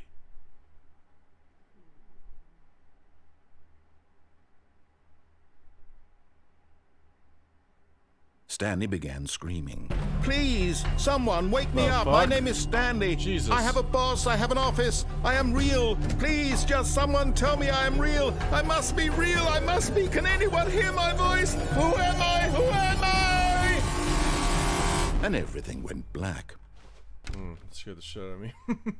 It's like, what the fuck is going on? This is the story of a woman named Mariella. Mariella woke up on a day like any other. She arose, got dressed, gathered her belongings, and walked to her place of work. But on this particular day, her walk was interrupted by the body of a man who had stumbled through town talking and screaming to himself, and then collapsed dead on the sidewalk. And although she would soon turn to go call for an ambulance, for just a few brief moments she considered the strange man. He was obviously crazy, this much she knew. Everyone knows what crazy people look like. And in that moment, she thought to herself how lucky she was to be normal. I am sane. I am in control of my mind. I know what is real and what isn't. It was comforting to think this, and in a certain way, seeing this man made her feel better. But then she remembered the meeting she had scheduled for that day. The very important people whose impressions of her would affect her career, and by extension, the rest of her life. I had to look it up, no guys. time for this, so it was I had to only look up a the last moment figurine. that she stood there, You can boo staring me down now. at the body. And then I had she to look turned it up.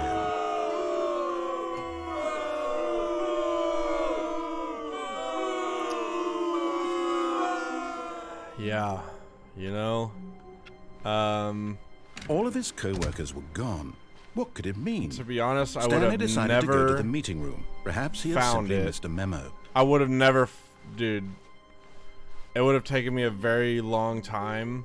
When Stanley came to a set of 2 open doors, this was not the correct way to the meeting room, and Stanley knew it perfectly well. Find it. Perhaps he wanted to stop by the employee lounge Because if I first, make just to any admire it. one, Fuck you. fuck Yeah, that's you. my message to you. Fuck you Okay. and kiss my ass. If I would have But eager to get back to business, gone Stanley any took the first open wrong door and direction, left. then I'd have to play all the way out before I could start back again. Stanley was so And, bad at following directions, it's incredible he wasn't fired years ago. We just don't want to do that.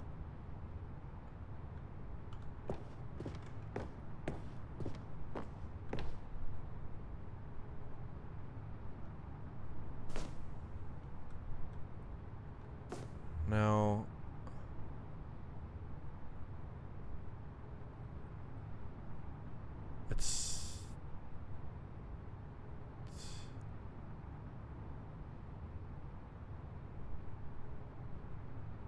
I jump down here? But in his eagerness to prove that he is in control of the Not that story way. and no one gets to tell him what to do, Stanley leapt from the platform and plunged to his death. Good job, Stanley. Everyone thinks you are very powerful.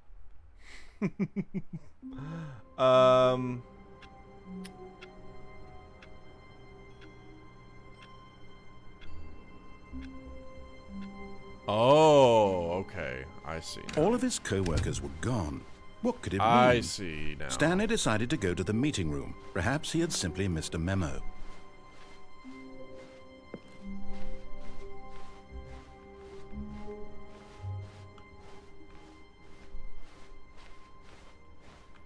When Stanley came to a set of 2 open doors, this was not the correct way to the meeting room, and Stanley knew it perfectly well. Perhaps he wanted to that's stop not by how the that was supposed to employee go. lounge first, just to Walked admire off the it. fucking platform. It was okay. I read it wrong. But eager to get back to business, Stanley took the first open door on his left. Stanley was so bad at following directions, it's incredible he wasn't fired years ago.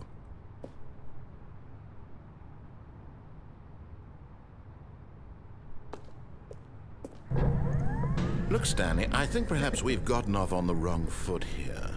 I'm not your enemy, really, I'm not.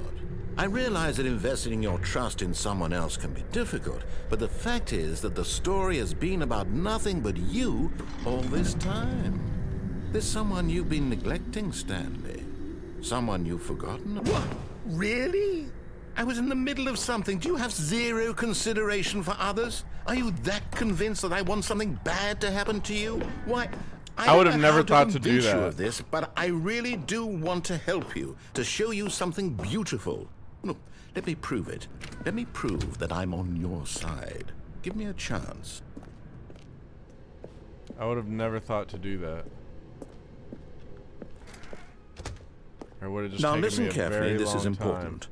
Stanley walked through, and there it is, the last Stiggly Wiggly. I had to Savor cheat this on moment, that one. Stanley. This is a real accomplishment. This is doing something just for the sake of doing it. Where so many people expect to be rewarded for the most trivial achievements, you've insisted that a job well done is its own reward. I would tell you that I'm proud of you for collecting them all, but that would be like a reward, and we can't have that. So, instead I'll just say, it's done. We're all done here. And now we can go to whatever the hell you were doing before you hunted for figurines. You know the vibes. Blue for Blue Jay? Perhaps you misunderstood. Oh. Stanley walked through the red door. Oh, fuck. My bad, dude. Oh, thank God you are willing to listen to me. Do you see that I really have wanted you to be happy all this time? The problem is all these choices. The two of us always trying to get somewhere that isn't here. Running and running and running, just the way you're doing right now. Don't you see that it's killing us, Stanley? I want it to stop. We would both be so much happier if we just stopped. And I think I have a solution. Here, let me show you.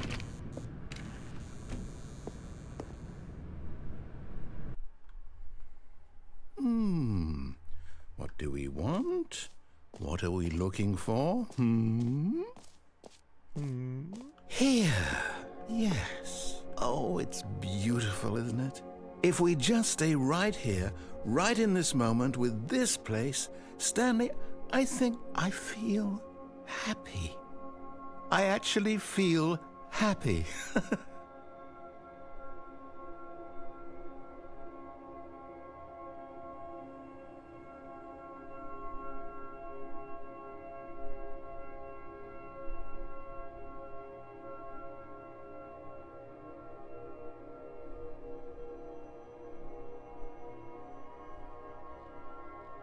Oh my god.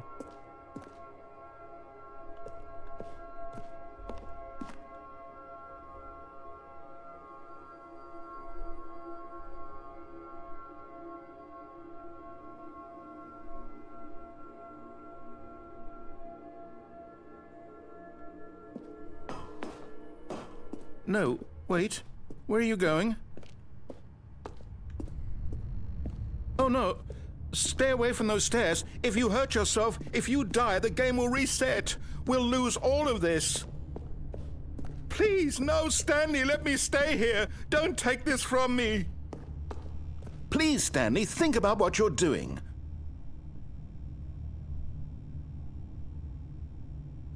No!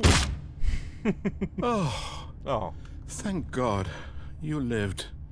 You had me worried there for a moment. Now, can we please get back to the other room?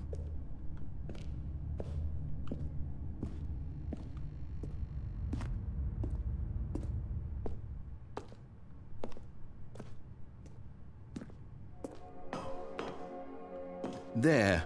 See? This is what you want. This is where we can both be happy. We really can. If we stop moving, we just have to stop moving.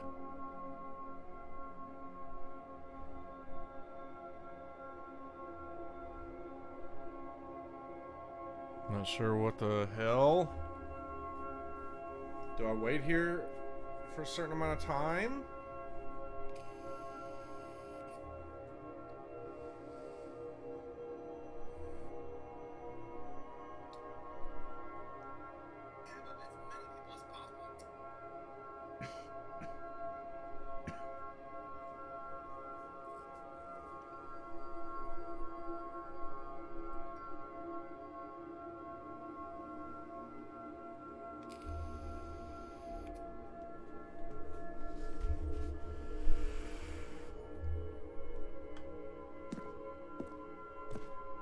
I'm walking slower now.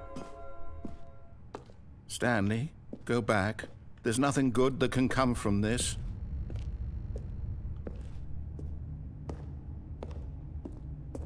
No. No, no, what are you doing? Do you just not believe me? What can I say to convince you?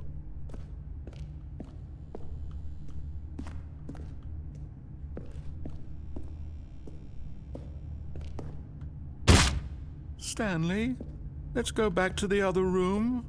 Can you do that for me? Jeez. I think I'm My walking. God, is this really how much you dislike my game? That you'll throw yourself from this platform over and over to be rid of it? You are literally willing to kill yourself to keep me from being happy. Am I reading the situation correctly? Or maybe you're just getting a kick out of it. I don't know anymore. I just wanted us to get along. But I guess that was too much to ask. It looks like you wanted to make a choice after all. Well, this one is yours.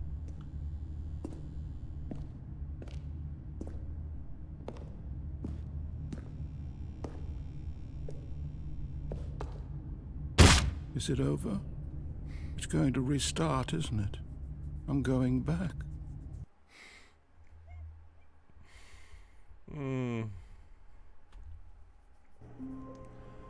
Well, at this point... Oh, the balloons are gone now. The balloons and the... Stanley, I'm sorry, What the but I fuck? have to put a pause on things. It's those figurines. Those figglers. I haven't stopped thinking about them since you nabbed every last one. Wasn't it just the most intrinsically fulfilling moment of your entire life? Didn't it fill you to the brim with inner richness? Yes, I know we're supposed to be telling a story, but won't you please indulge me with one more trip back to the memory zone? I would love nothing more than to revisit the figurines. Just one more time. Stanley found the collectibles.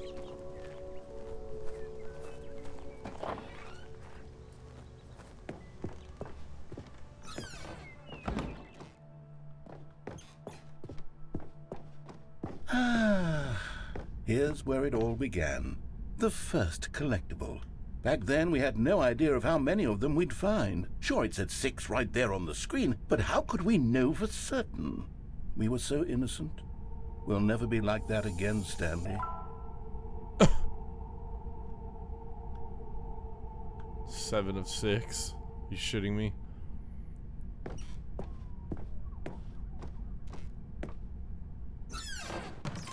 And here was a second Stanlerine. You found this one all on your own, just by poking around in the boss's bathroom. You did that, Stanley. I'll be honest. Back then I had no faith in you to find any of them, let alone 6. But you continue to surprise me in all sorts of mundane, unremarkable ways.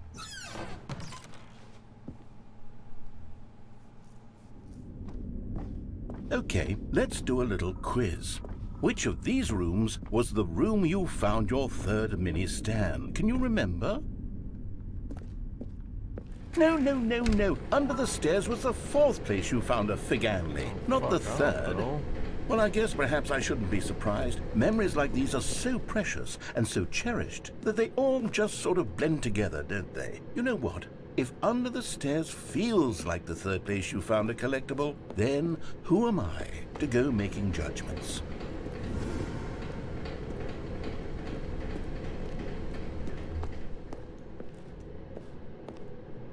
Shit, Let's see, what came next? Oh yes, we found a Figley in this pink room. Oh, well, I can't actually say I remember being in this room, but it's here in the memory zone, so it must have happened. That is not correct. That is not correct. This was the 5th mini Stan, and this one was really something special. It was in the warehouse. I remember it so clearly. In fact, because this one is particularly special to me, I made a little video to commemorate the occasion. Enjoy.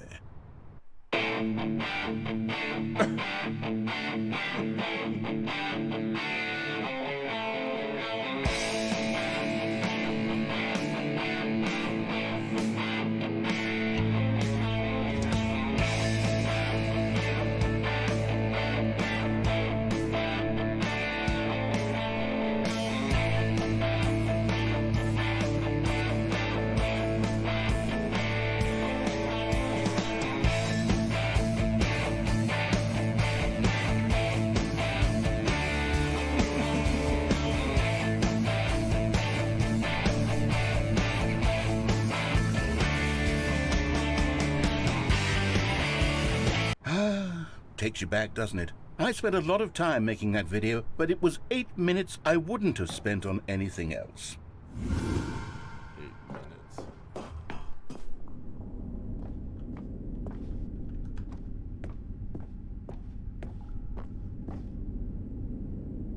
And then, Stanley, then we came to the last collectible, the final figurine, right here by the red and blue doors. This memory is the most distinct and clear in my mind, perhaps because it was the one that happened more recently than all the others.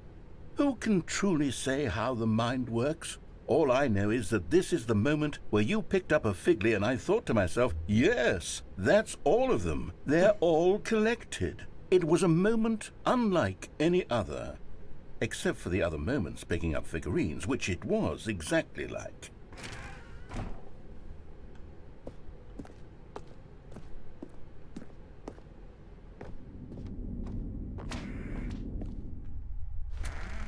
And then there was no more, because we've caught up to the present moment. Nothing left to do but move onward into the future. Goodbye, memory zone.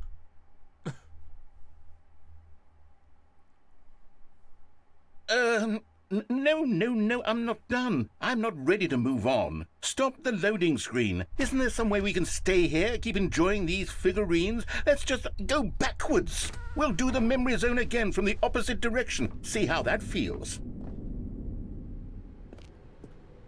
Okay, yes, the room with the red and blue doors. I remember this. I must say, of all the figurines we looked at in our initial tour of the memory zone, this one is the most distinct and clear in my mind. Let's keep going, I want more. And here's where I made that video. Don't you remember the video we watched?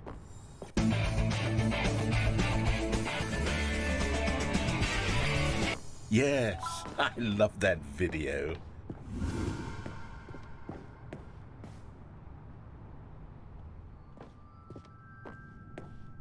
Still don't remember the pink room, Stanley. Still no memory of this one. Good room, though. A solid room. Good room, though. A solid room. These really were a treat to hunt down. You know, if there had been any kind of reward for finding all of these, it really would have muted the intrinsic joy of collecting them. I'm very glad we resisted the temptation. Next one.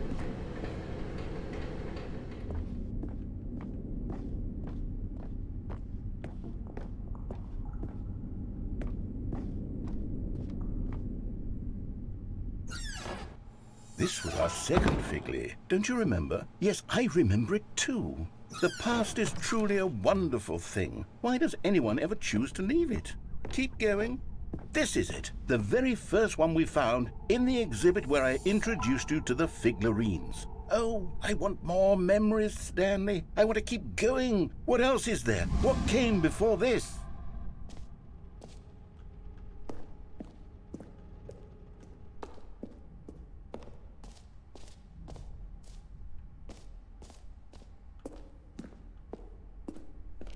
Look, it's the terrible new content that we were originally sold on.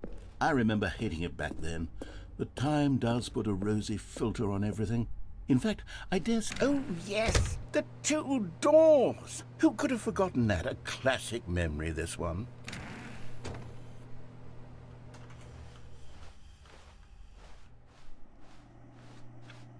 And before everything else, there was your office. Is there anything else? Was there something that came before your office? There's something I feel I can remember. I can remember. Yes, I'm remembering something now. I remember before this whole story got started. Back then I was different. I used to make big decisions. I was passionate. I was skeptical. I weighed each decision with profound thoughtfulness. And then somewhere along the way, I stopped making decisions. I became lazy, and I came up with a character named Stanley to do my thinking for me. He would make the decisions. He would decide which way to go. I would cheer him on as he collected figurines for no reason. Why did I invent Stanley? Was I lonely? Yes, perhaps that's it. Perhaps I needed to imagine I had companionship. And Stanley really did make for a wonderful companion, even if he was a fiction. But I suppose it's grown old. I want to think for myself again. I want to go back to how it used to be. Yes, I can be on my own again. I can do it. I'll be stronger this time. I'll take care of myself. I don't need Stanley anymore. Oh, but he truly was so much fun to play with. You know what? Since we're in the memory zone, how about one more good memory? Let's go back just once and give Stanley one more run of the office, and then I'll retire him for good. I did enjoy telling his story so very much. Okay, here we go. This is the story of a man named Stanley.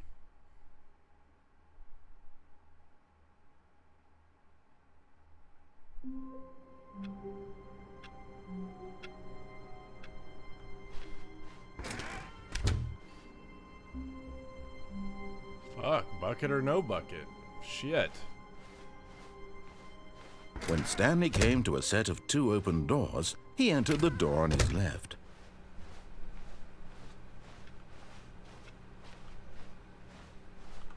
Yet there was not a single person here either. Feeling a wave of disbelief, Stanley decided to go up to his boss's office. Coming to a staircase, Stanley walked upstairs to his boss's office. One last Here's the door, just go. time.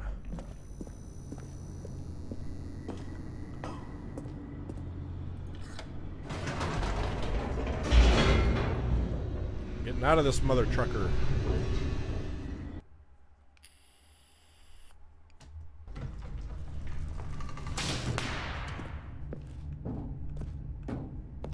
Stanley walked straight ahead through the large door that read Mind Control Facility.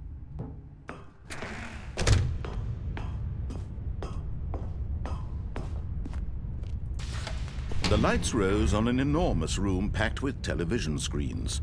What horrible secret did this place hold? Stanley thought to himself. Did he have the strength to find out?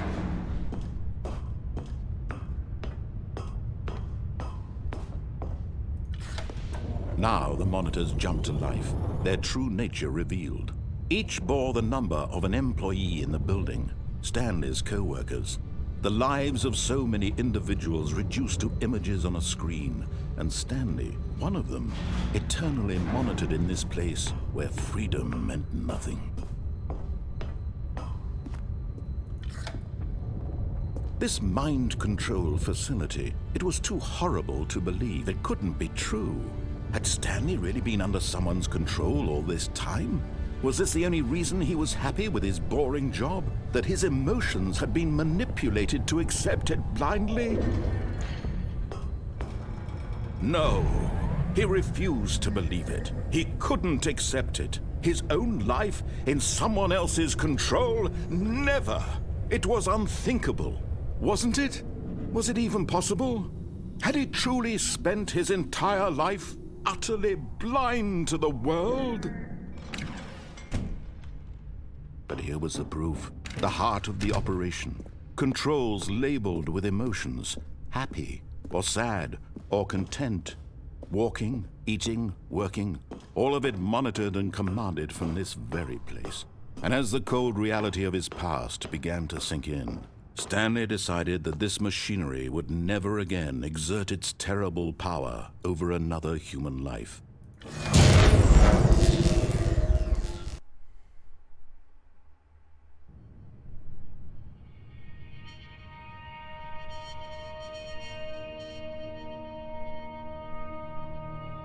Blackness and a rising chill of uncertainty.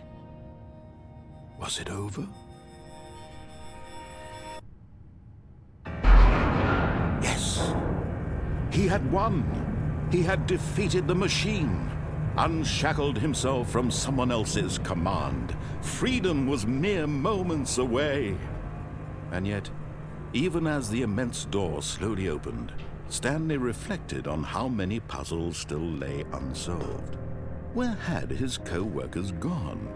How had he been freed from the machine's grasp? What other mysteries did this strange building hold? But as sunlight streamed into the chamber, he realized none of this mattered to him, for it was not knowledge or even power that he had been seeking, but happiness. Perhaps his goal had not been to understand, but to let go. No longer would anyone tell him where to go, what to do, or how to feel. Whatever life he lives, it will be his. And that was all he needed to know. It was perhaps the only thing worth knowing. Stanley stepped through the open door.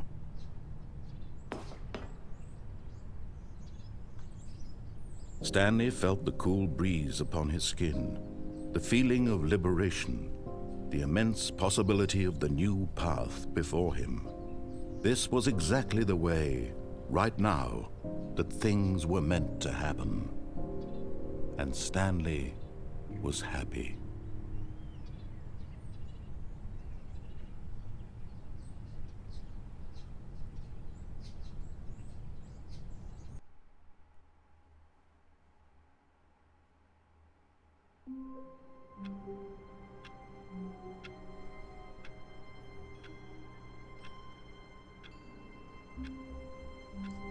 Need to make sure.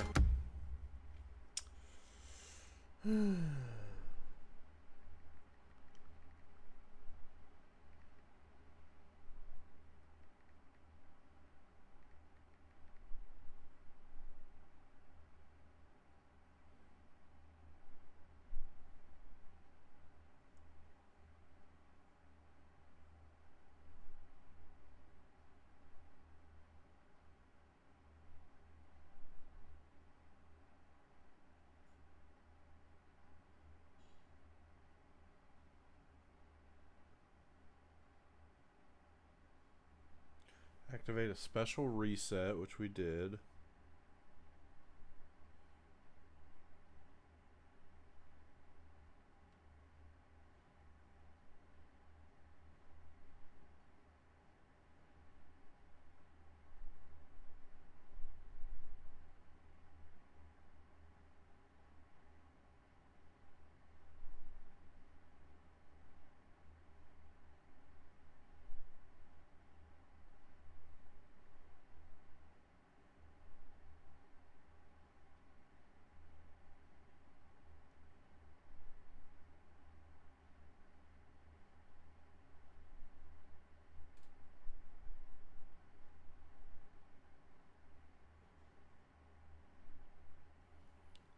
one last trip through the office before getting rid of him for good. Players will not be able to select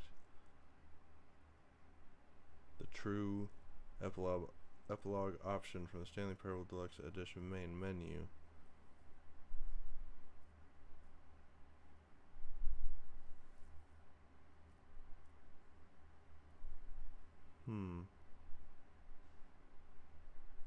So I think that was it.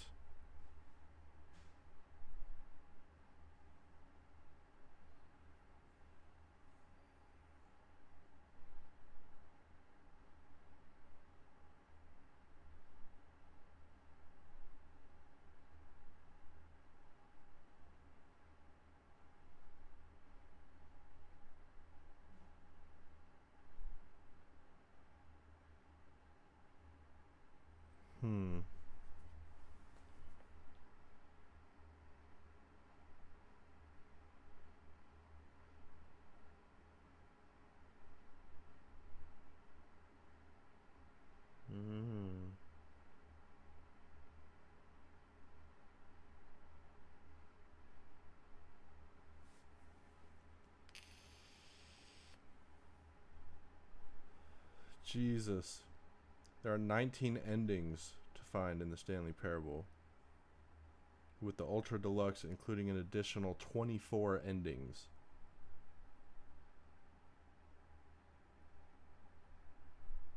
Wow.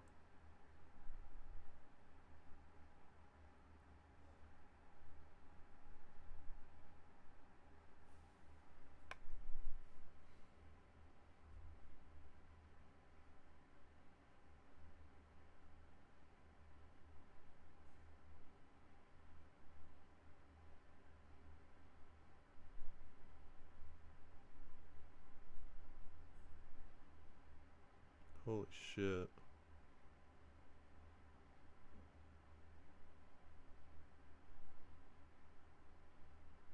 Shut up, bitch!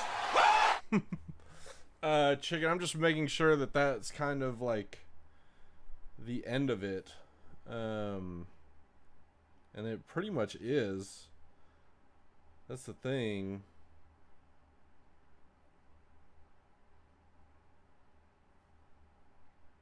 There's like over 30 something different like endings.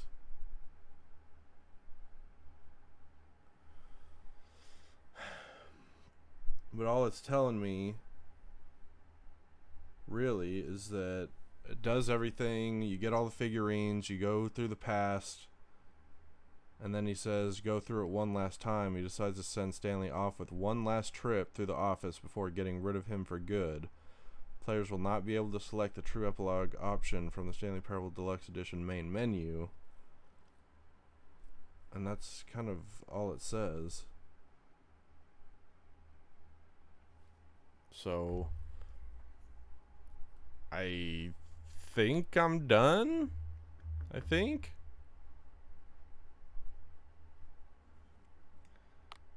That's the thing with this game, is like I don't know that there ever is a true ending, you know?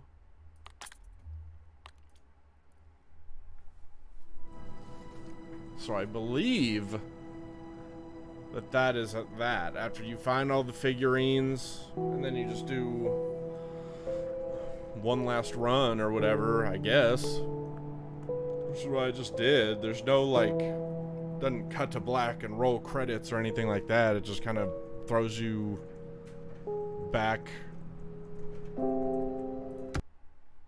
in the office, I guess, to run it again if you want or something. I don't know. What's funny is there are a lot of achievements that I didn't get. Quit the game and then start it again. You can't jump. No, seriously, don't save it. Commitment. Play the Stanley Parable for the entire duration of a Tuesday. Hey, click on door 430 5 times. Wow. Complete the Stanley Parable in under 4 minutes 22 seconds. Not including load time. Settings will champions. Set all settings sliders in the menu to all available numbers. Super go outside. Don't play the Stanley Parable for 10 years. No wonder I don't have these achievements. Oh my gosh. Get your first achievement. Awarded for getting any of the other achievements as your first. I got it when I beat the game. Wow, what a mind boggling adventure. What an experience.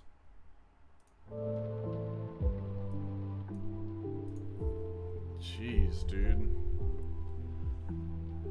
Certainly was something. Certainly something there.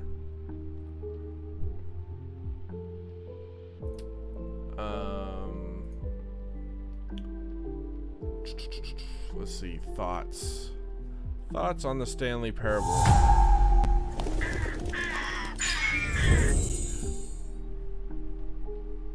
I enjoyed it a lot for maybe like the first hour and a half is when I was really like intrigued, and then it got kind of repetitive, which I mean it's supposed to, and even though it was repetitive, it was giving me different dialogues and things like that.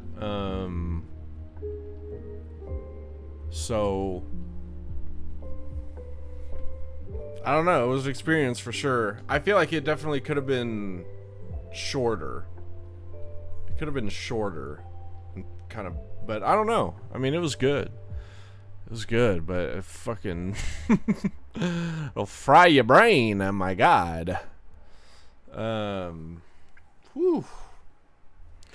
So that's that. That's, I guess that's the, I mean, not 100% completion, but that is pretty well completed Stanley Parable. Hopefully Manawave comes back and watches the VOD. Big shout out and thank you to Manawave for gifting that game. Sad that he wasn't here to see it be played, but hopefully he'll be able to come back and watch a VOD or something. I messaged him and he never said anything back, so hopefully he sees that and comes back and watches VOD. I know it's not the same as seeing it live, but I just had to get it in this morning. I played Skyrim for 6 hours last night, and so I didn't really want to revisit Skyrim, and I'm apprehensive about playing Surrounded again, just because I feel like I've almost done everything that there is to do on Surrounded.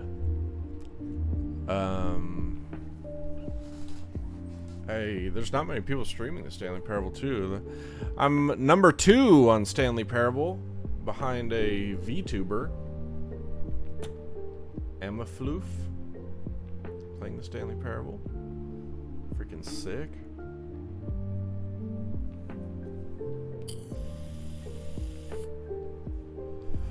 That's crazy.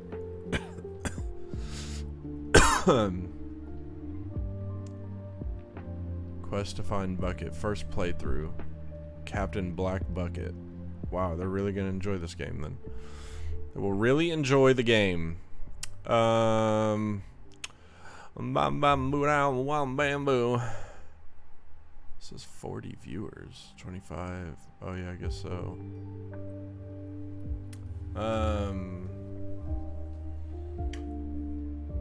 Let's see here. I need to eat something. So I think that might be it for now. I've got the My Chemical Romance concert tonight, so I doubt there will be another stream today, but I don't have softball tomorrow, so I will probably be streaming tomorrow as well.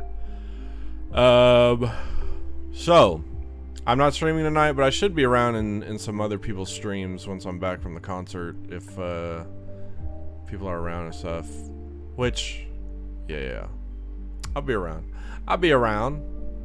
By the way, Swiss is not back. Wow, dude. You tried. You tried to freaking get me on there, didn't you?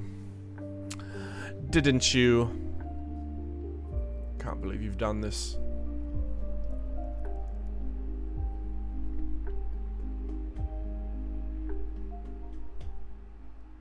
Why do you say that? Did you try it? Did you try it for yourself?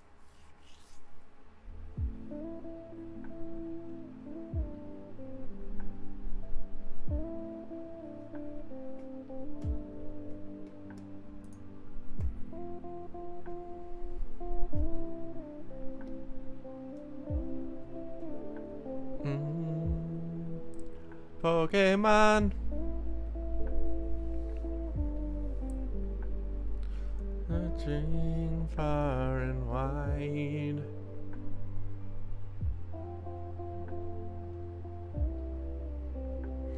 I'm back. What's happening? Hetty, we completed the game. We completed it. And I'm about to raid out, I think, so that I can go get something to eat. I haven't eaten anything today, and I have a concert coming up in just a few hours. I was thinking about raiding someone with Hunt Showdown, but I might just send it on somebody I know. Oh, Roan Farrow doing Dungeons and Dragons. Oh, this would kind of be fun.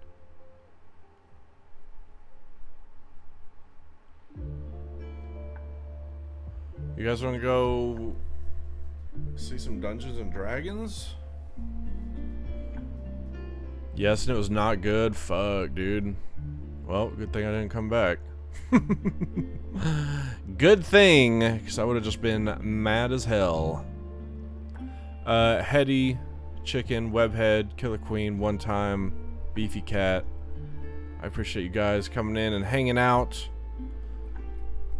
while I play some Stanley Parable.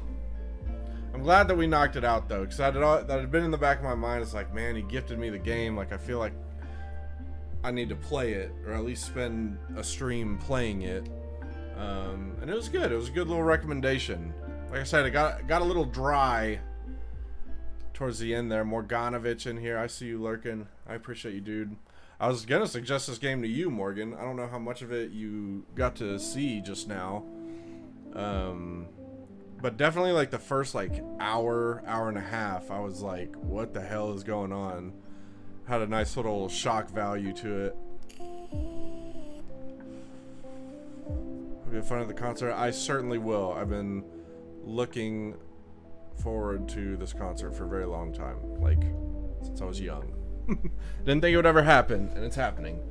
So, thought of playing Halo. I won't. I will not be playing Halo. I'm sorry. I'm just not. I don't feel compelled to. And we already played through Halo Infinite.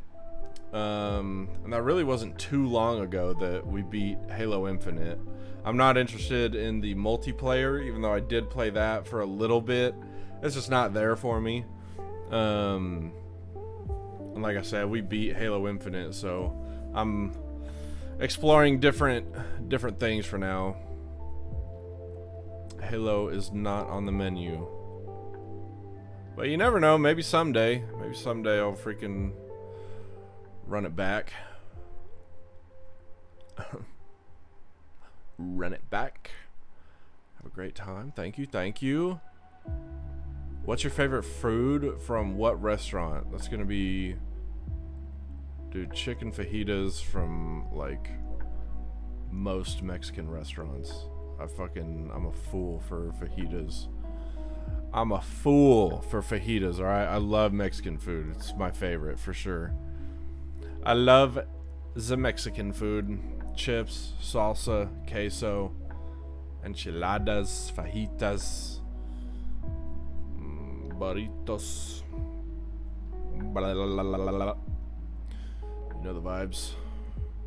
You know the freaking vibes. God, I don't know what I'm gonna play. A very fun horror game called Doors.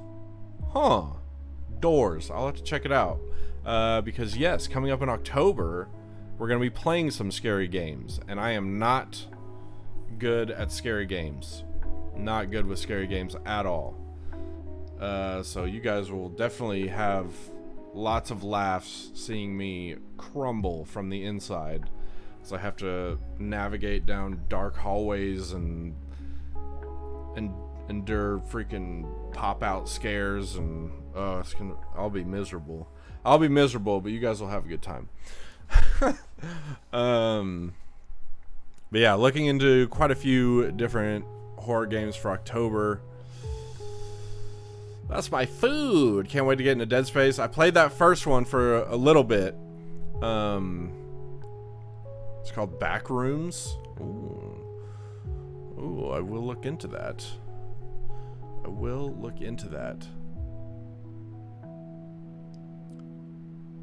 I think it's probably going to be that Visage, either Visage or Outlast. I'm kind of leaning more towards Visage over Outlast right now, but then there was another one that I can't fucking remember the name of it that everybody talks about being super scary.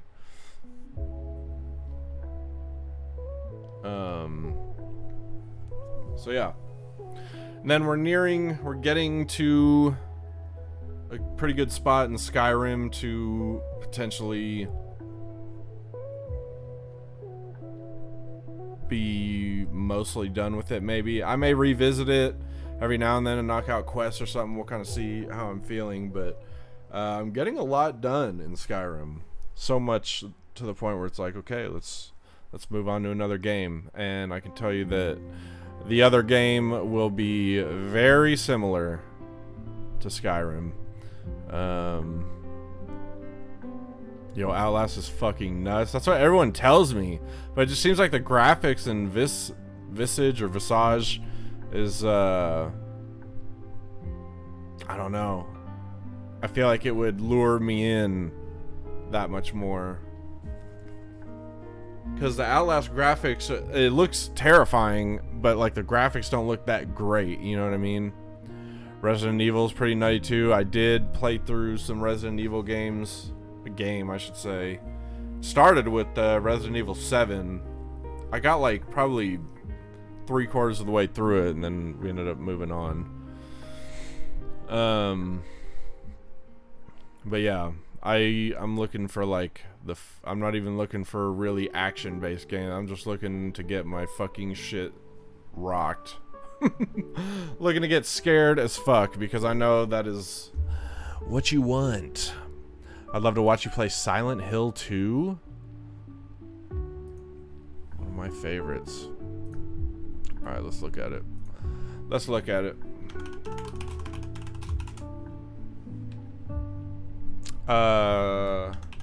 Is it Homecoming?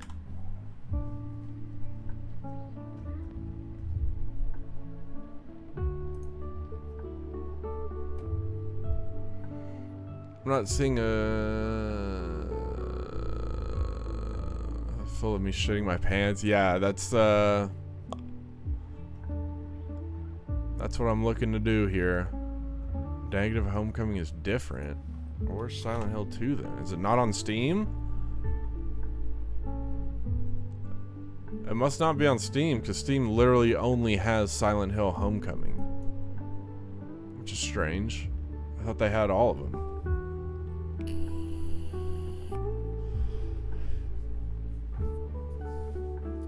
I wonder where that would be. Can't wait to see it. Oh man, I'm really not looking forward to it. The only scary game I've played is played a little bit of Dead by Daylight, but I beat Summer of '58 or something, which is a super scary game, and that same dude has made a couple of other games like that would also be terrifying to play. So I've definitely got options. I just know that Visage, whatever, is top tier. It's like one of the, if not the most suggested game when asking about horror games. That and Outlast.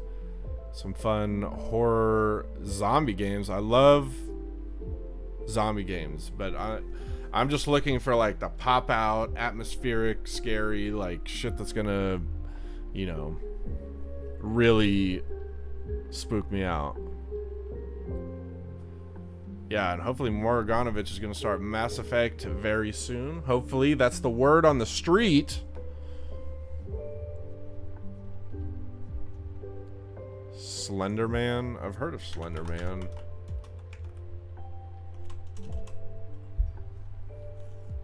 There's Slender the Arrival. It's a Slender Man game.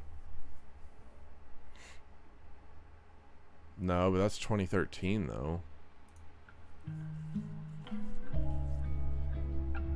Fucking looks scary. Oh shit.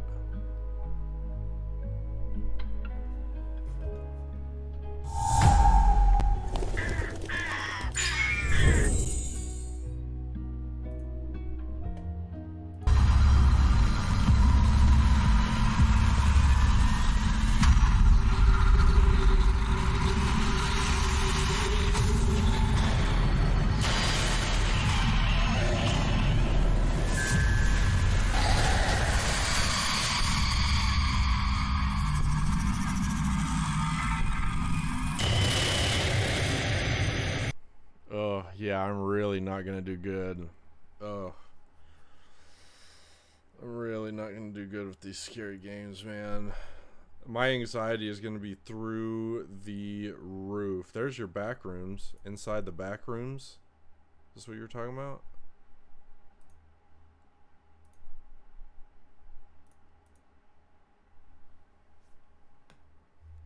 Kind of reminds me of Alan Wake. I did play that way back in the day. What is wrong with Steam right now? I heard that one was pretty low quality. Oh.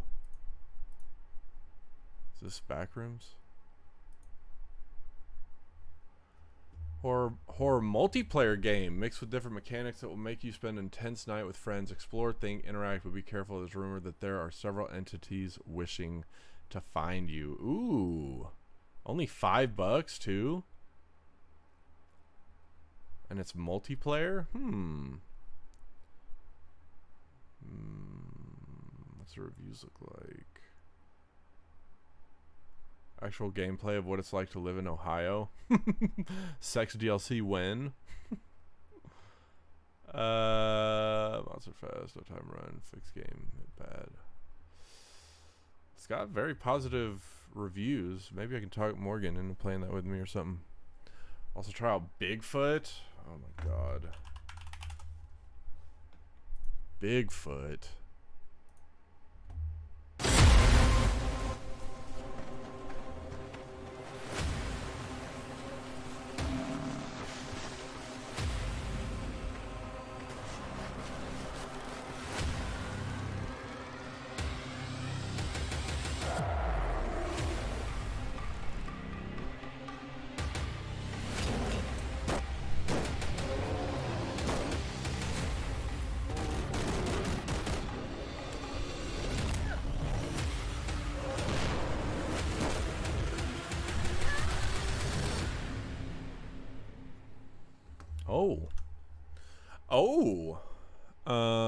Looks interesting. Looks interesting. Not sure if I'll be diving into that one or not, but like I said, that seems a little more action-y than like fucking I'm trying to get creeped the fuck out. Like this shit.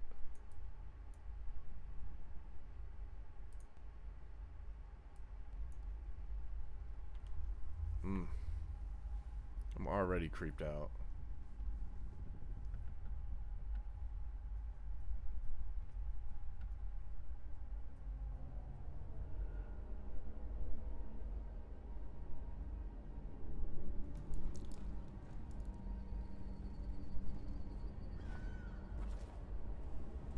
Yeah. Yup.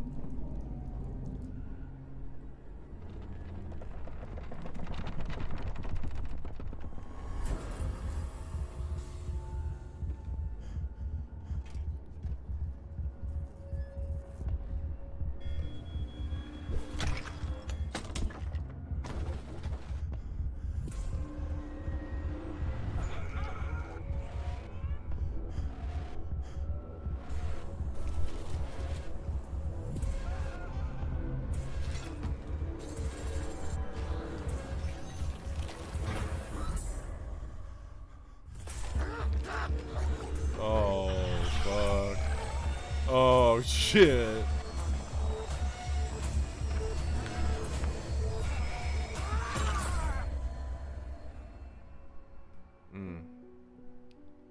Yeah, I'm screwed, dude. I'm screwed if I have to play that game.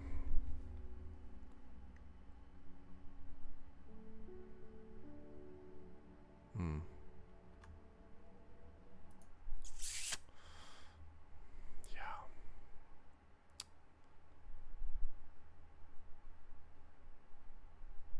Too scared to finish game is very spooky. One of the scariest game I've ever played thus far. I love it. Laughed, I cried, both of which were done out of fear. It's good. I'll pass. 10 out of 10. Would never play again. This game gave me diarrhea. I'm very much spooked.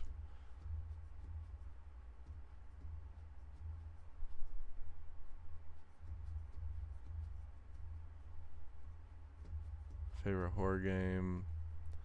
I had to try playing this game 3 times. That's how scary this game can be. Whew. Absolutely terrifying. 100% worth it.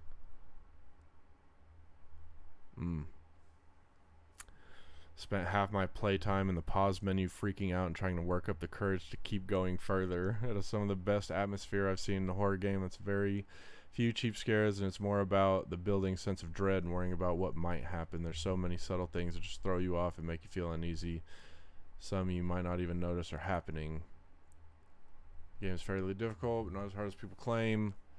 Pay attention, fully explore and observe the details. Most importantly, remember things you find and need in the future have to return to. It's not super difficult. If you manage your sanity well by staying near lights and using pills, you can possibly avoid ever dying fairly easily. You just have to take advantage of the things you're given to survive. Downsides, cutscene animations are a bit awkward. So your character shoves his face into whatever you're interacting with. Don't see your hands, so items just float in front of you. Pretty clunky inventory system. Whew. Scary. Try to play Bendy and the Ink Machine. I have never heard of that game. Nope. Bendy and the Ink Machine.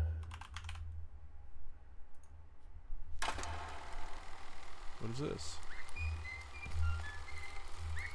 Oh.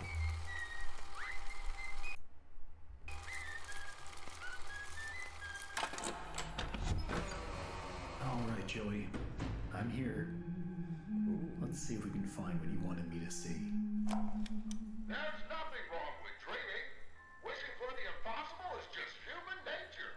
So first, Joey installs this ink machine over our heads.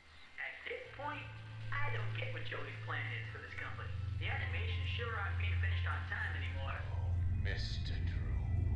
You are the true architect behind so many nightmares. Everything feels like it's coming apart. When do we go home? Wow. I don't remember any of this. Have you met him? The Ink Demon. They say he hears everything. And in the morning, you may wake. Or in the morning, you'll be dead. There's a whole twisted world out here. Definitely looks a little creepy. Definitely looks a little creepy. I don't know if it's creepy enough. That's how fucking intense I'm trying to go. Also, I own Alien Isolation. I started it and could not get very far at all because I was so freaked out. So Alien Isolation's another one that maybe, especially since I already own it, I could maybe see myself getting down on that. That was super, super scary for me. Like literally, how much time do I have logged on it? Played 2 hours. Never again. In 2017, I played it for 2 hours and never touched it again. Is that crossplay? What? Alien Isolation? I don't know if it's PC only or... It's not a co-op. I don't think. Right? don't think it's co-op or anything.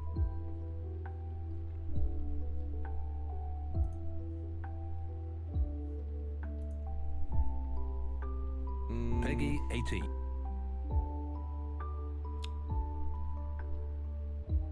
Single player.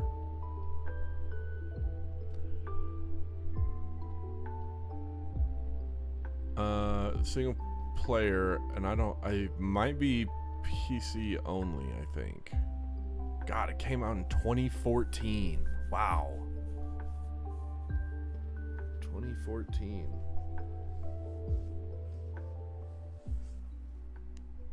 I don't know if it shows you on here where it's about that.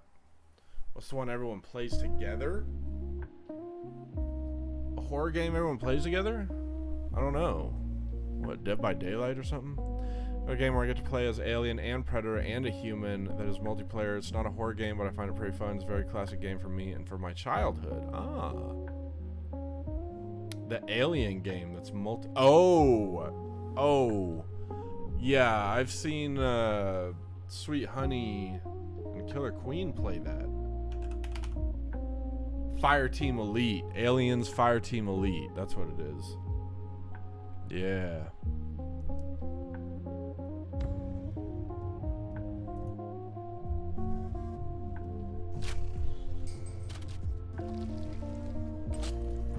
Yeah, it seems kind of cool. We call it Alien vs. Predator. Nice! It's always good to find a game that you just thoroughly enjoy. Yeah, Aliens Fireteam Elite. I don't... Cross-platform multiplayer. Yes, it is cross-platform. $40. $40 right now on Steam. Wow, and they just made it cross-platform. They just enabled crossplay. Now, I don't know if that means between consoles or PC and consoles. Oh, yeah. Steam, Xbox, PlayStation, crossplay. Wow. Yeah, chicken. That is a game that we could potentially play together. $40. Sheesh. Better be a good one. You know what I'm saying? All reviews very positive, though, out of 12,000. So, it's free on Game Pass. Of course it is.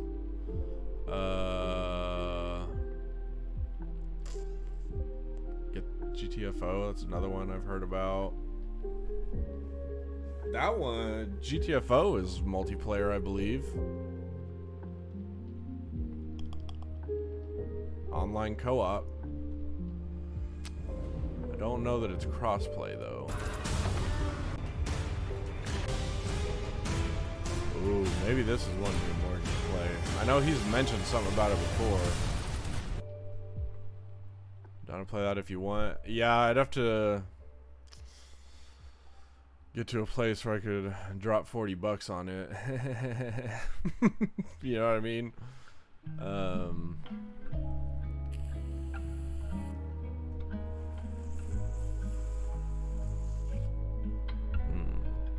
GTFO. Yeah. I'll let you know. I did not know it was crossplay, though. I didn't know it was crossplay, so that's definitely enticing. Damn. Fuck all these horror games, dude. My anxiety's gonna be so bad. Friday the 13th. I'm just not big on those games. The Friday the 13th, Dead by Daylight, any like variation of that, it's just, personally to me, just doesn't seem very fun. Because you kind of just like run in circles to avoid the killer. From what I've seen. Now I know Friday the 13th has things where you can like collect the keys and collect all this stuff to like escape. So I do like that over like the Dead by Daylight stuff where you're just, I don't even know what you do. Just turn on generators, fuck around. I don't know what you do, but like I said, I'm not big on horror games to begin with. The only time I play them is in October.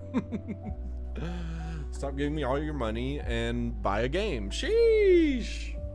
I literally just bought Skyrim not too long ago.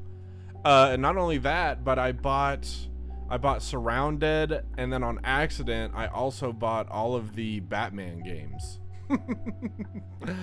That's going to be Batman, Arkham Asylum, Arkham City, and Arkham Knight, all Game of the Year editions for $9 on Steam right now. Or at least it was. You get all 3 of the games for $9. And then Surrounded was like 15, 16. Dead by Daylight is unfun in my opinion. Yeah, I literally can't really even watch people play that. I'm like just super uninterested. I will say that the Friday the 13th seems better, but it's still in that realm, in that genre, in my opinion. It's just kind of, but I would play that over Dead by Daylight.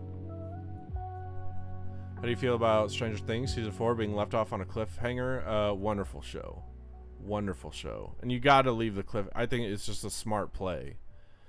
You know, make sure that's how you make sure everybody comes back to watch that season 5. I'm sure they would anyways, but if they like, you know, resolved everything at the end of season 4, you know, yeah, incredible show though. That one season sucked, where 11 like goes off and makes the friends in that other city or whatever that also had powers. I'm really glad they bailed on that plot line. You ever gonna use that old PC? I was just talking to Morgan about that the other day. It is just sitting here right now.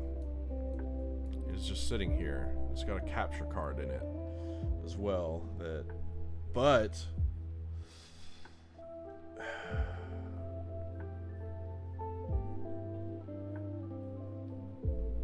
I know it's my destiny, Pokemon.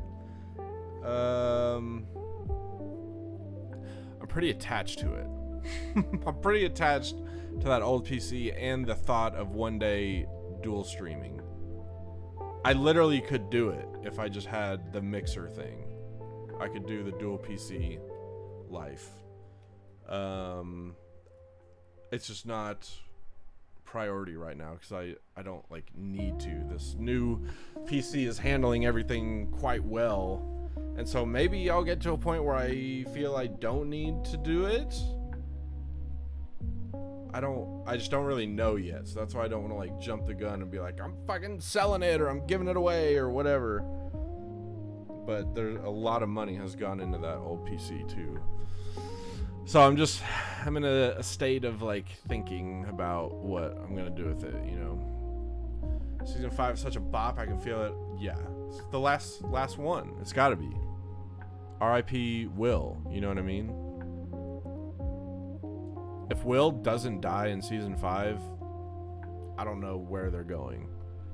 You gotta turn one of the friends into like one of the main friends has to die, I feel like. And it all kind of started with Will, so I feel like it's all gonna end with Will. It'll be a full character arc, full circle, you know what I mean? Me and the Real Web make such a comedic duo stream. I can't wait to see it. Can't wait to see it. Do you both of you stream? Hetty, you literally just made that account yesterday. Just made that account yesterday. So I know you don't stream. And I've shouted Webhead out. And so I didn't have any clips, so I don't think Webhead streams either.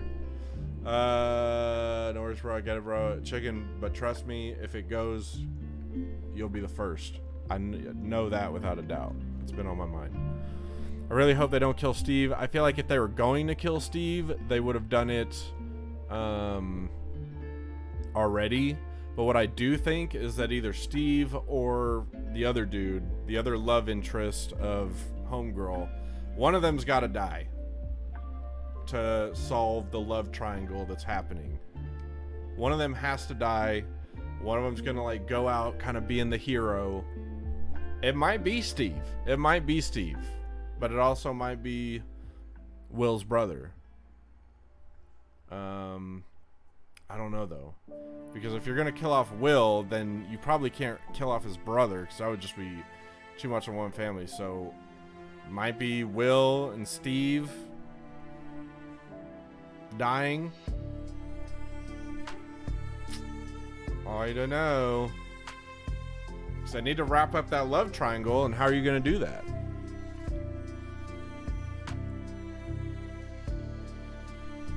Yeah, Joyce would be dead inside. I think it will be Steve too, actually. Oh, you would make a good stream? Yeah, I would watch it for sure, Hetty. Get it set up. I think it's got to be Steve too, because what makes a good show, in my opinion, is a show that is not afraid to kill off a fan favorite. You know what I mean? Obviously, nobody wants to see Steve die, but if he were to die a hero, doing something badass, and securing the safety of, like, the girl he loves, plus the dude that is going to end up being with her, Will's brother, because of his sacrifice, like, that's just going to make you love him even more, even if he's dead. Why do you think Walking Dead and Game of Thrones did so good? That's absolutely right. Because they weren't scared to be killing off characters. It took, yeah, because Shane on Walking Dead. I mean, yeah, everybody's fucking dead now, really. But yeah, when they killed Shane off, they made a statement, The Walking Dead, that they weren't afraid to do that. That's what got people hooked. Now, Walking Dead has gone on for far too long. It got really repetitive about, like, morality and just like, is this who we are now? Is this what we do? No, we're still human. We're still good people. Like, we gotta, you know, be kind or whatever. And it would go kind of back and forth on that topic for just so long that it lost a lot of people. And Frank Darabont, I don't think, was the writer. They got different writers for the show at some point, I believe. Somewhere around like halfway. But yeah, I left off on Walking Dead a long time ago. I was a long ways in, but I've kept up with, like, the highlights, I guess. Shane was my favorite character on the show. He was the only real one. Yeah, and that's what I'm saying, man. Like, you know, kill off those fan favorites, and people are gonna hate it, but they're gonna love to hate it and hate to love it. You know what I mean? The unpredictability, the emotion that they'll feel from that, like, and just kind of wanting that, like, redemption, or, like, you know, that curiosity of, like, well, where the fuck is it gonna go now? You know, who would win a fight, Shane or Walter White? Shane. It depends on how the fight happened, though. Like, if both of them knew the fight was gonna happen, like, a week in advance, and then they met up to fight, Walter White would win. But if they were just, like, walking across each other on the street and got in a fight out of nowhere, Shane would win. If Walter White had time to prepare for the fight, he'd win. There'd be fucking booby traps and shit. I don't even know. Walter White definitely is smarter, but Shane is stronger and ballsier. You know what I mean? Yeah, Shane would just walk up and shoot him. But if Walter White had time to prepare, I think that he would know his enemy and be prepared for it, you know. For sure. For sure.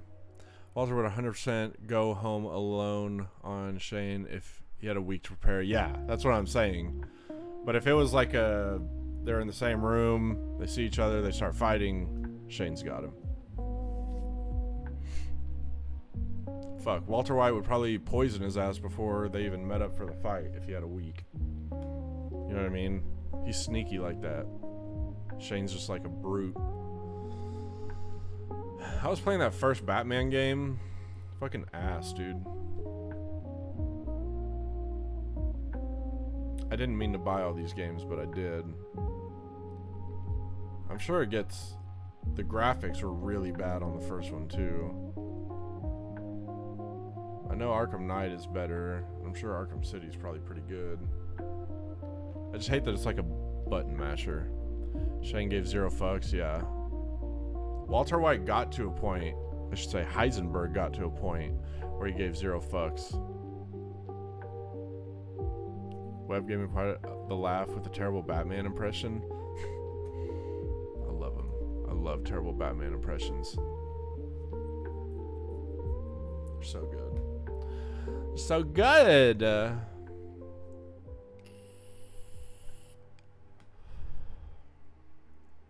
Alright guys, I'm fucking hungry.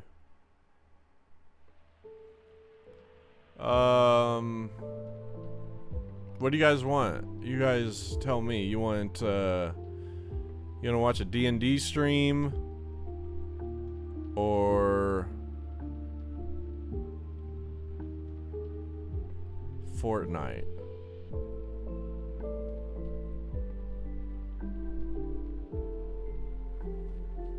D&D or Fortnite?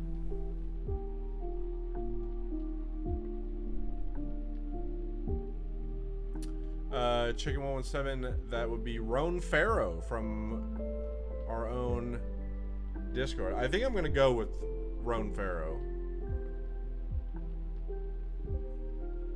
Fortnite is meta, but D&D is classic. And I feel like Fortnite's not interesting enough for people to stick around and watch, which, you know, you guys are free to stay or leave or do whatever, but it's not every day you have a buddy playing Dungeons and Dragons on stream with some people. And Roan Farrow is a great streamer. He is in The Nest. Roan Farrow's in my Discord. By the way, if anyone out there, if you're lurking about or not, and you want to be part of a wonderful community we call the Birdie Gang, there's the channel to the Discord right there, where we throw announcements in there. You got links to the merch. You got a bunch of other cool people to meet, memes, pictures of food. Fuck, the best of things. A bunch of good vibes in there. So make sure to join up if you're not already.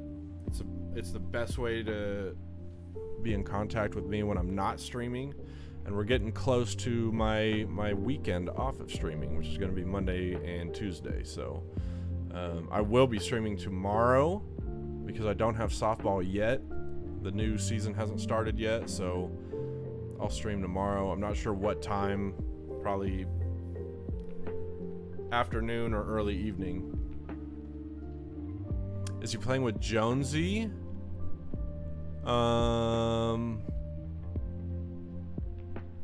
I can't tell who he's playing with. No, I'm not seeing a Mr. Jonesy in there. It's a Mordish Noir. Moradin plays Renaissance Alien and Murtaugh. Looks like he's playing with 4 other people, so 5 people total. I wonder if he's using Fantasy Grounds or what program he's using, because I would love to do this. It would just be a lot to set up, and I'm not going to set it up. So, what do you think the scariest monster from Stranger Things is? I'm going to say the Mind Flayer. Yeah, I would say the Mind Flayer too, just because we know little about it. You know what I mean? It's still kind of a mysterious, big, fucking scary creature. We know a lot more than we used to, but yeah, that's what he's doing right now. Chicken is a one-shot. That's what they're doing. He was in my stream last night talking about it. He's got 27 people in there. So yeah, a lot of D&D lovers. People just love chilling and watching and listening to these stories play out. It also says B-Day stream Rotocross 2. And it's also a 12-hour stream anniversary is what he's doing. So yeah, we're definitely going to raid Roan Farrow. Definitely going to raid him. If we do Pathfinder, I can ask my GM if we can use his site. That's fine too, Chicken. I know Fantasy Grounds on Steam, that I used that for my first campaign that I played, and incredible. Incredible. We could even maybe get Roan Farrow to be the DM or something, because he's just so experienced But that's going to take a lot of preparation and a lot of commitment too, so. I was asleep watching your stream last night and I got woke up by Webb playing with my other friends and I got scared. Oh. That's funny.